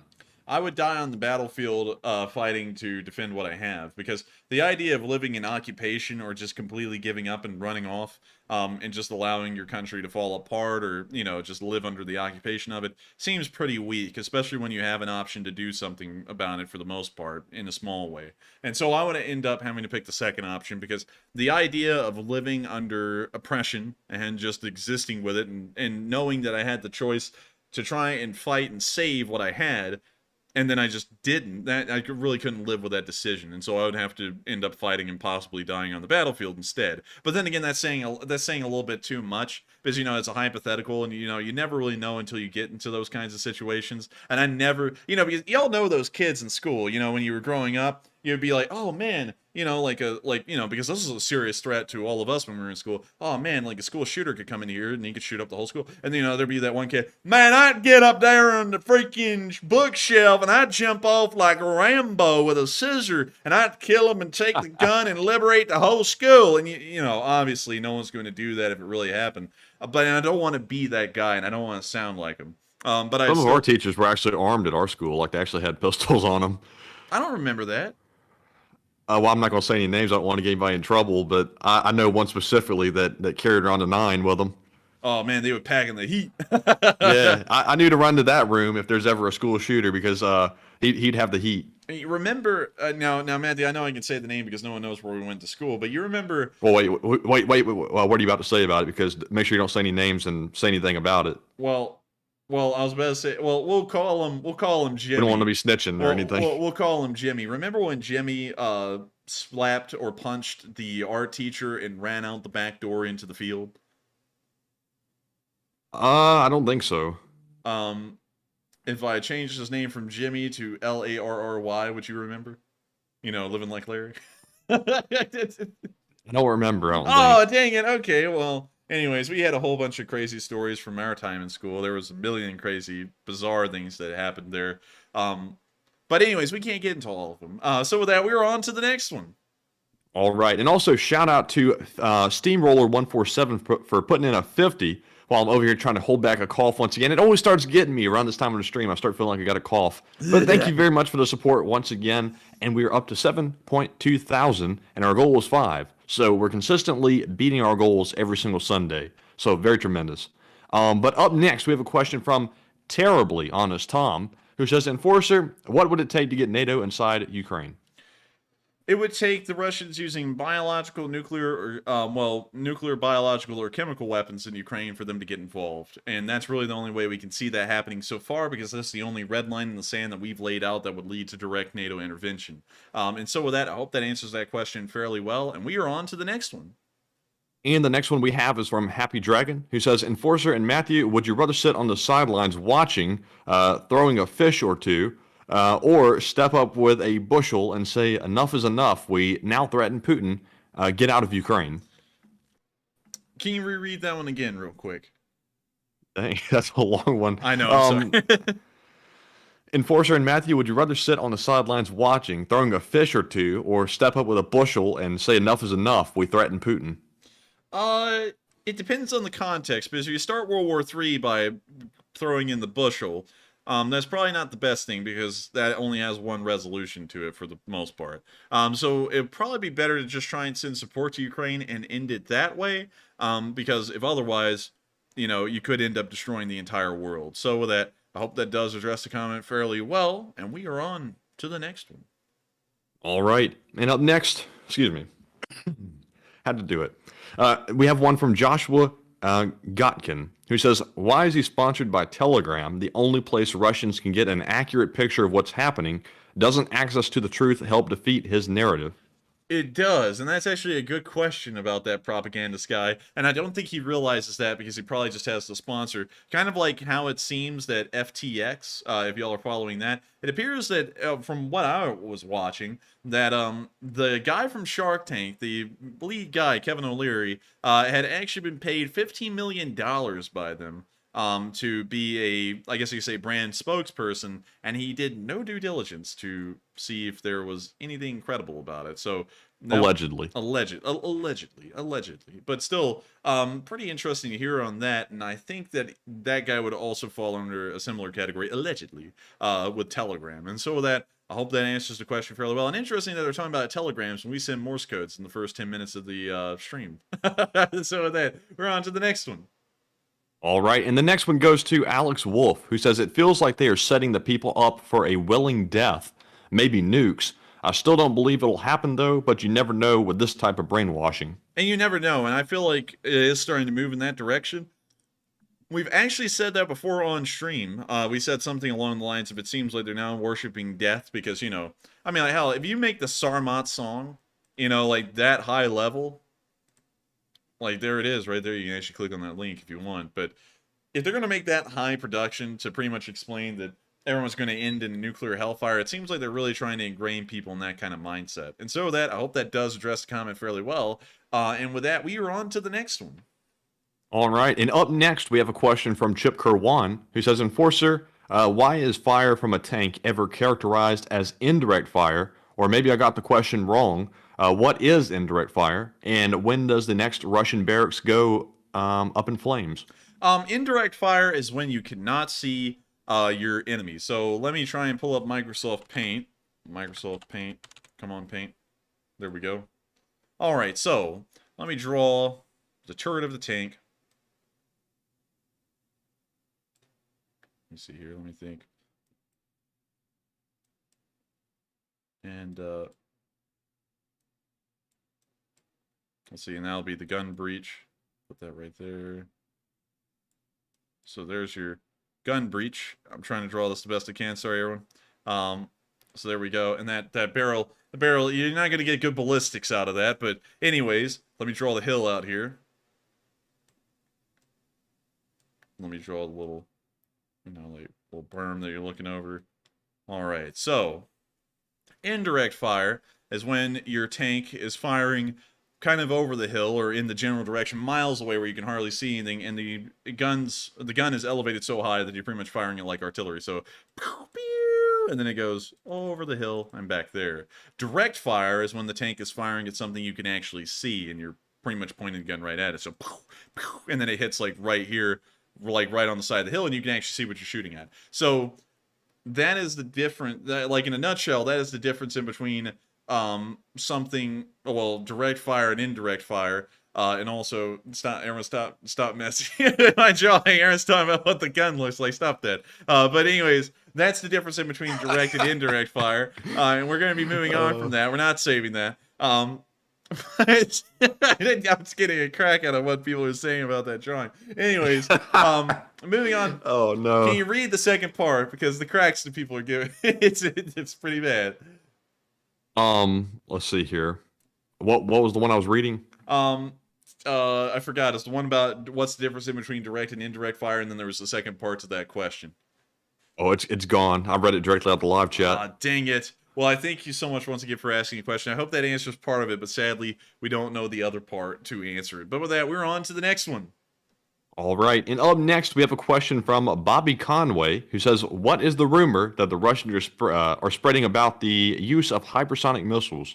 They're using them. They actually are. They fired about 13 to 30 of them so far in the war. We haven't got an exact count. But they're called Kinzhal missiles. And supposedly, they fire and travel at such a fast speed that the Ukrainians, and really no one in the West, has a counter to shoot them down with. So, and that's largely the rundown on what a Kinzhal missile is, and I hope that does address the comment fairly well. And with that, we are on to the next one. All right. And up next, we have a question from Frequency Harmonic, who says, did you ever notice that Solovyov's show is called Full Contact with Vladimir Nightingale? What kind of name is that? Tonight, everyone, we're going to be doing something very special. We're going to be having full contact with, who's the co-host, Matthew? Vladimir Nightingale? Vladimir Nightingale. That sounds really weird, actually, when you think about it, Matthew. That sounds like something you would pull out the song "Careless Whisper" for. You know what I mean? Yeah, yeah. Yeah, yeah. Matthew, wait, hang on, Matthew. For some reason, that remind me of that bird from that movie Up. You know, it's a Yeah, snipe. I was trying to imitate, like the hopefully I'm not gonna offend somebody. You know how like rednecks like do that like laugh. You know what I'm talking about? Wait, now I know what you're talking about. It's hard to imitate. Or Goofy. Gosh, Goofy. Yeah. Anyways, I actually haven't heard anyone ever do that laugh in real life. I have never heard anyone. Yeah, hopefully not. I would hate to hear someone who does have a laugh like that. Well, I wouldn't hate to hear it. I would just hate to know if someone stuck with a laugh like that. Maybe there's somebody that can be fixed. Also, I don't know why, but I feel like I have like a toothache in the back of my mouth right now. It's really, really bad, actually. But anyways, I hope we answered that question fairly well, and we are on to the next one. And also, to answer Ritz Flying Circus's question, Enforcer Matt, is your video still airing tomorrow? And yes, it is. That is going to replace what we were planning on, I believe, doing a day 300 stream. We're instead going to do a video premiere, so that way we don't have just simply a empty night with nothing going on. So, yes, it is definitely coming out tomorrow. But with that being said, we're on to our next question, and it goes to JC, the Music Man, who says, Enforcer, do Russian propagandists not realize that their words end up helping Ukraine? I don't think they do. And there's actually surprisingly people who believe those words. There are people, a smaller group of people, that actually believe that that the Russians are actually fighting for them or something similar. I don't think they listen to the rest of the propaganda. I don't think these people are paying a lot of attention who believe those stories, that the Russians want them dead at the same time. So, interestingly enough, it does help out the Ukrainians in a way, seeing the insanity that they give, but in other ways, it really doesn't. Maybe one day, I'm actually hoping that one day our channel will actually get a direct call out on theirs, and they'll call us out or something, because I would get a great laugh out of seeing that we've become a public enemy #1 over there, and seeing the Enforcer gas mask somewhere on a screen. That would be hilarious to me. But anyways, with that, I hope we answered that question fairly well, and we are on to the next one. All right, and up next we have a question from White Lightning 777, who says, Enforcer, what's the hang-up with the Abrams tanks and F-16s? From what I've heard, the Ukrainians are already trained, and the best way to win a war is to win quickly. Well, the hang-up with the Abrams is that, sadly, it's too heavy to be put on a clothes hanger.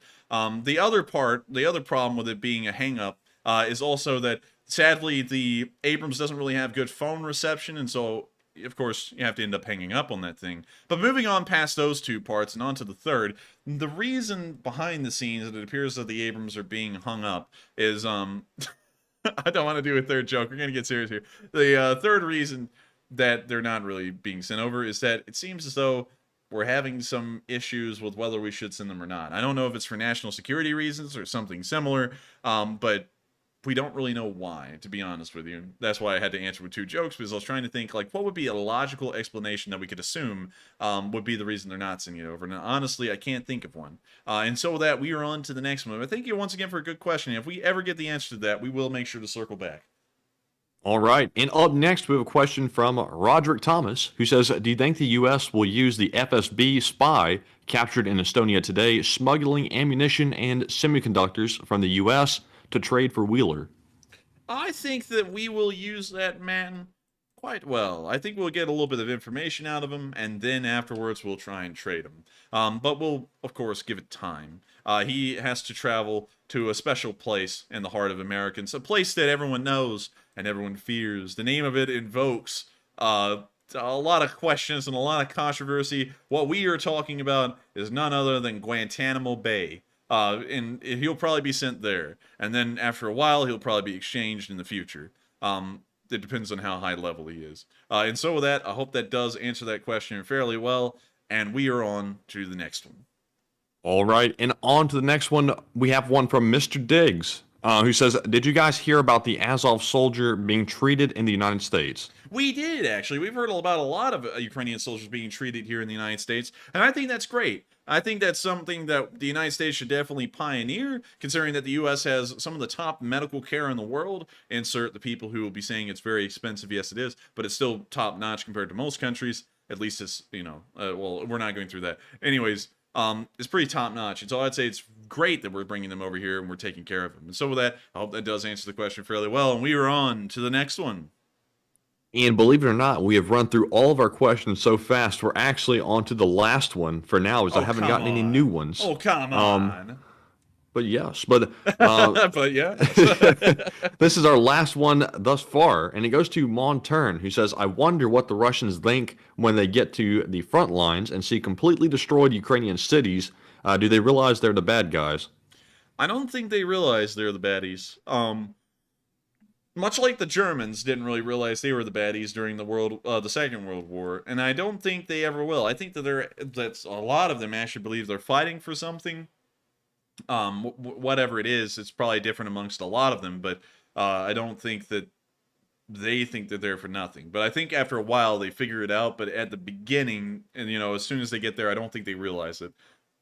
And so with that, I hope that answers that question fairly well. And we're now running out of questions to answer. We need more questions, dang it. So if you got one, make sure to @ Enforcer or Enforcer Matt, and it will highlight it orange for us so that way we can read it. Let's see. In the meantime, because we always run the Sunday night fundraisers no matter how quickly we reach the fundraiser goal, till 11:30, I'm going to try again to paint a tank. So we're going to go to paint, and we're going to draw one up. So this time, we're going to draw up a Panzerhaubitze 2000. So let me see if I can do that. So, just going to wait for some questions. If we ever get one, Matthew, just grab it and run with it. Also, Mr. Diggs wants us to check out the B-21 again. The B-21? That would actually be a pretty good idea. We could draw one. I'm just kidding. We're going to get all Microsoft Paint. Don't save. Now let's go to the B-21 Raider. B-21 Raider. Also, there's wine in Tarpon Springs, Florida. I'm sure I said that wrong. But anyways, here's the images. Man, is that thing mean or what? I think that's a B-21. It's a gray. I'm assuming that it's a B-21 because it's gray. So looks pretty cool. Wait a minute, no. That's got to be a B-2 because the cockpit window shape is totally different. That's definitely a B-2. I was about to be like, that's weird. It looks a lot like the B-2 in that picture. It is one. But anyways, the B-21 is pretty freaking good. It carries a decent bomb load. It's about half the size of the B-2s, and it's stealth. There's not really a lot to add, and not a lot to rabbit hole because we don't have a lot of information on it, but those are the things that we know for certain. Holy schmoly! David Schmidt out here throwing in the $1,000. Dang. Good Lord. Cliff H putting in a 22. We're up to 8.2 thousand. Holy moly. I got to thank both of y'all so much for the support to tonight's fundraiser. Y'all are helping out in massive ways. Especially David Smith there with 1,000. And Cliff, 20 does count as well. Y'all are probably helping a Ukrainian get through rehab entirely. A single one on y'all's own. And I got to thank y'all so much for that. But with that, I hope that does go down that rabbit hole a little bit. Not really a lot to cover there because there's not a lot of public information on it. But with that, we are on to the next one. And this time we have a question from Still Vankin, who says, has the U.S. sent strikers to Ukraine? The U.S. has not sent strikers to Ukraine, as far as I know. The strikers are pretty cool, though. The Striker APC. I spelled it wrong. If you're talking about the M1128s, I'm very certain that they haven't been sent. We've seen some vehicles that look very similar to strikers, but we haven't seen the mobile gun platform, the M1128, I believe this thing is called. We haven't seen that one yet. And I don't know if we're seeing these yet in numbers or at all. But if my memory serves me right, I think we may have seen one or two of them. And so with that, I hope that answers that question fairly well. And we are on to the next one. All right. And the next one goes to, let's see here, Plexus Gaming, who says, with the Russian limited successes in the east, do you think they will retake Bakhmut? They probably will not. I actually made a video explaining why there is too much geographical difficulties with taking Bakhmut. The town is just positioned in a bowl, and so if you get in there, you're pretty much stuck in there, and if you ever try and get out, you have to fight around the hills to try and get out, and that's pretty tough, almost impossible. And so I would say that the Russians probably will not be able to take it. They'll probably get close, considering what we're seeing, but they're not going to ever actually take it, at least according to me. And so with that, I hope that does answer the question fairly well. And we are on to the next one. And the next one we have is from Aldo Schmedak, who says, why not drop leaflets across Russia about true news on the war versus Russian propaganda? Question mark. Can you reread that again? Because the way you read it off actually threw me off for a second. So can you read that one more time? Why not drop leaflets across Russia about true news on war versus Russian propaganda? It's very hard to drop leaflets if you cannot fly a plane over Russia. It's very hard to do that. And also with drones, they can only carry so many of them. Probably spreading things along the internet would be very easy, especially compared to dropping leaflets. But I do think that's something that should be tried, because the fact that the Russians are getting lied to is quite unfortunate. I don't know if they're even to the point of saving anymore. They may be too far gone, but I still think it's worth a try. And so with that, I hope that does answer the question fairly well. And we are on to the next one. And that brings us to our sponsor, LeafSpring VPN, for only $9.99. But anyways, hang on. Let me do it like a normal YouTuber would. So, have you ever wanted to travel across the internet in safety and comfort? Well, then you ought to get Oh wait, I can't say a real name. You ought to get. Definitely don't say that. You ought to get LeafSpring VPN, the only VPN that is trusted. It uses a special military-grade encryption that ensures that your safety will be ensured. Bad guys on the internet, they like to suck up your information with a straw, right? With whatever VPN we're sponsoring. With whatever VPN we're sponsoring, you can make sure that these bad guys do not touch your stuff at all. So make sure to get whatever VPN. And something interesting about it, gotta be honest with y'all. I have a VPN, and I stopped using it about a couple of months ago, although I've paid for a 3-year plan, because I actually found out that that was actually the reason. The VPN was not protecting us. The VPN was actually killing us because it wasn't allowing for the internet speeds we normally get. So I had to shut the VPN off, and we've been running for months now with no VPN, just really upgrading the internet infrastructure on the computer so that way it can connect better.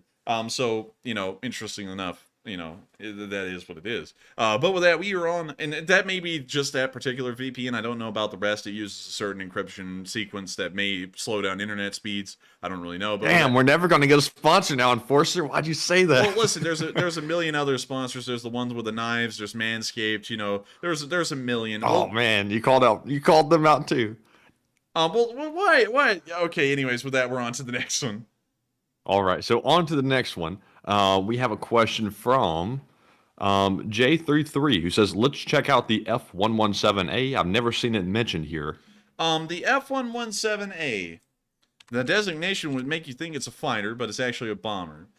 Usually in American service, bombers have a B designation in front of their number, signifying they're a bomber. The F-117 does not, it has an F, which usually means it's a fighter, but it's not. It's a bomber. And if you go down here, also you can see this gray one. Oh, pretty cool. But if you scroll all the way down here to the weapons loadouts, you can actually see that it could never carry a single air-to-air missile, ever. It's only bombs. It's a complete fallacy that this thing was ever a fighter aircraft. It's not. It's a bomber. It can only carry 2 bombs as well. So not a massive load, but you can see them there on the tarmac, and they do look really cool, though. That's one thing that the F-117 really had, was the cool factor going for it, and also like this one with the American flag on the bottom of it. I was really about to pull up that picture. I'm glad Wikipedia had it. But these things are just neat.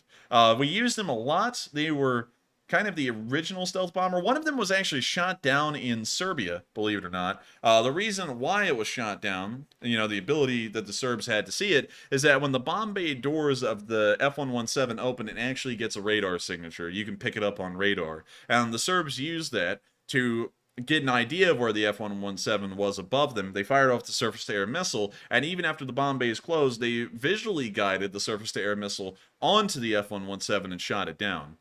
So a really wild story. It was the only F-117 that was ever shot down, but they are really cool aircraft all in all. These things were actually flying over Baghdad and started hitting the Iraqis as soon as the war began, I believe in in the Gulf War as a whole. And so with that, I hope that does answer that rabbit hole a little bit about this cool aircraft, the F-117. Really neat. And they're actually bringing them back out of service, back into service right now. I don't know the exact details on that, but we are hearing that they're being used in some way, shape, or form somewhere. And with that, we are on to the next one. And next up, we have a question from Impossible, who says, "Greetings from Lithuania. My question is, do you think NATO would implement Ukrainian army experience into its doctrine for the future?" I think that the Russians will probably not, because considering that we've seen them not develop or change their doctrine at all right now, that shows that the Russians have a critical flaw, as in they cannot adapt to the situation. It's been 10 months and they've still not adapted at all to what the battlefield is like. And so I don't think they will be changing their doctrine even after the war, because they can't change it when it matters. I would find it very hard-pressed for them to change it when it wouldn't matter anymore and they go into pretty much being an army during peacetime. And so with that, I hope that answers that question fairly well, and we are on to the next one.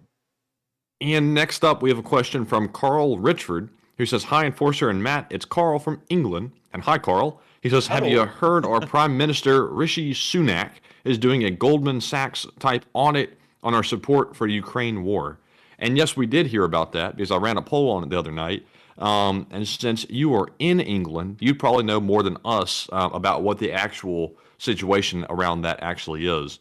To me, it seems like they might be planning to waver in support a little bit, but some people thought the opposite. But Enforcer, what say you? I would have to say, in my opinion, it's not that bad of a thing. As long as it isn't being used as a scapegoat and it's just making sure that there's accountability as to where the money's going, where the support's going, I think that's fine. We also heard, I forgot to include this in the news today, the British are actually sending Brimstone 2s, which are an upgraded version of the Brimstones that they've already sent. So it appears right now that support is not stopping at all from the British for the Ukrainians. So I think that this is more so just a appraisal and a kind of a way of ensuring accountability of where everything's going. If y'all recall, because there's fear factoring going on with what's going on in Britain, the U.S. has already done an audit as to where all their financial and military support's gone, and apparently it's come back with nothing because we haven't heard about it since then.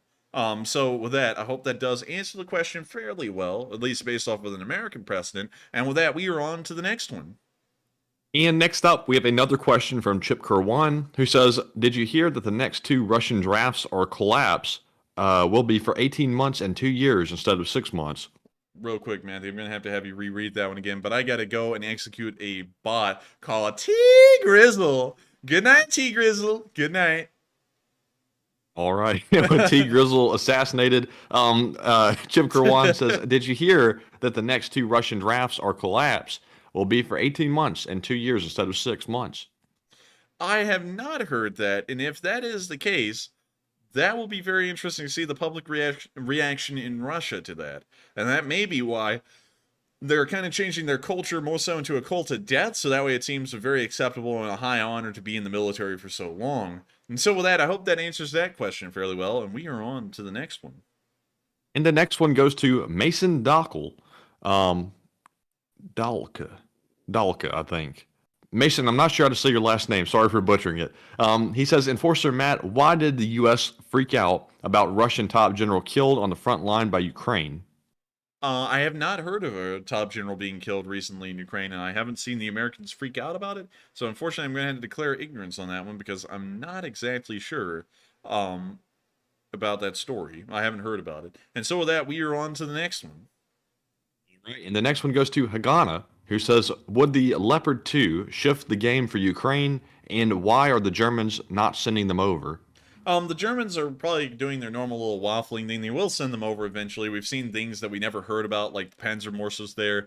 Some of them were provided by Lithuania. We got some pretty good indication they must have come from Germany as well. And so I think it's only a matter of time until they get sent, and they'll also change the game quite significantly, especially on tank-on-tank combat, or if there is any anti-armor that needs to be used. The Leopard 2 has far superior sights to anything that the Soviets and Russians have ever made, and so it will be able to engage targets at a much farther range. It'll have a lot more clarity, it'll have better optics, and for that reason, just for the optics alone, it'll be leaps and bounds over its counterparts. We saw that make the massive difference in the Gulf War, and between American tanks and Iraqi tanks that were largely Soviet-made, is that the American tanks' optics were just so good that we could see in almost any conditions. The Iraqis, their optics were so poor, they could hardly see at all even in normal conditions, and that made a massive changing factor in how the war was fought and how American armor performed against Soviet-era armor. Now I'm turning into John F. Kennedy, Matthew. How Soviet-era armor worked in Iraq. But with that, I hope I answered that question fairly well. And it's now time for us to get on to the final question of the night. And so, who is the lucky last person who put in the lucky last question of the night? All right. And that person is Stephen Hilvers, who says, Enforcer, did you hear about the U.S. Navy considering turning the F-14 Tomcat into a bomber? What? Well, we had that thing retired for forever. Like, I think the last time it flew in the U.S. Air Force, well, I'm sorry, the U.S. Navy, would have been like 2007. 2006. It was very close. It was right at the latter part of 2006 that we retired them from Navy service. I think, if I remember correctly, we've destroyed all of the F-14s here in America, so that way it wouldn't be possible at one point or another for spare parts to get to Iran. But I'm not exactly sure on that. Let's see here. Let me scroll down, actually. Man, those F-14s, they look so cool, don't they? Look at that. They look alright. They look alright. Ah, get the hell out of here. Look at that one. Like, you can't say that the Jolly Roger's F-14 doesn't look cool. I'm just not a fan. Ah, get the hell out of here. Get the hell out of here. Anyways, let me go down to the bottom to America. Wow, there's a lot of them on display. I keep on saying because I'm stalling to try and find some answers here. Projected variance. We were looking for what happened in the United States. Let's see. Boneyard, 2007. The U.S. Navy announced plans to shred the remaining F-14s to prevent any components from being acquired by Iran. So it was correct. In August 2009, the 309th AMARG stated that the last aircraft were taken to HVF West, Tucson, Arizona, for shredding. At that time, only 11 F-14s remained in desert storage. And so that was back in 2009. Only 11 of them remained, and it appears that by this point, about 13 years later, I'm assuming that the 11 were shredded like some piece of paper. And so I don't think we'll be able to convert them into bombers because they don't exist anymore. But still, it's a pretty cool idea. I do have to say this, though, Matthew. I do think the F-18 does look better than the F-14 when you look at them side by side. Oh, for sure. Yeah, for sure. But, you know, it's pretty cool. But with that, I hope that does answer that question fairly well. And it is the end of tonight's stream. I thank you all so much once again for watching. It's been an absolute pleasure being here tonight, reporting the news and getting this fundraiser up to $8.3 thousand. And of course, it wouldn't have been possible without all of y'all. Like you, Ian Gagnon, who just threw in 10 Canadian. It wouldn't have been possible without folks like y'all supporting this fundraiser and getting us all the way up to $8.3 thousand again. We're well over our fundraiser goal of $5,000 tonight by about $3.3 $1,000. And I got to thank you all so much once again for helping out. All that support is going to revive soldiers of Ukraine and will help them to ensure that Ukrainian soldiers can recover from serious wounds and ailments that they find themselves facing on the front lines. And so with that, thank you all so much once again for watching. I will see you all tomorrow at 10 p.m. I will see you all at 10 p.m. on Tuesday to cover the next 48 hours of the war in Ukraine. But we will be running a special video tomorrow as a premiere at 10 p.m. Eastern Time, which will be Matthew's well-awaited video that actually looks really good. I've seen it behind the scenes. It looks great. And so with that, I'll see you all on Tuesday. Good night. Take care. Good luck. And Slava Ukraini. Yeehaw!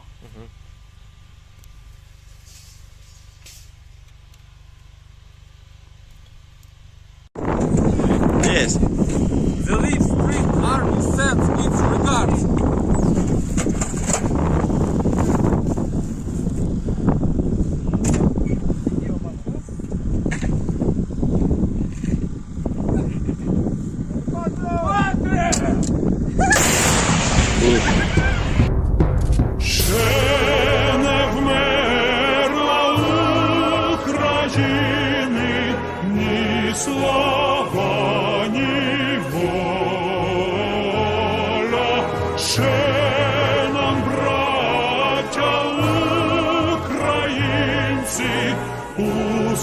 Усміхнеться доля, згинуть наші вороженьки, як роса на сонці,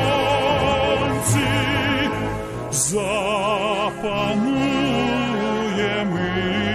ми, браття, у своїй стороні.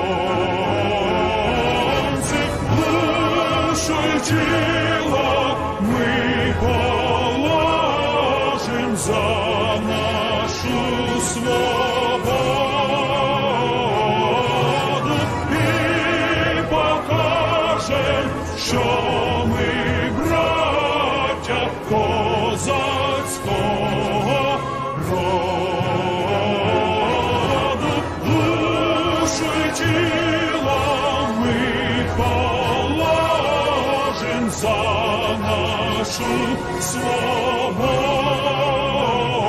свободу і покажем, що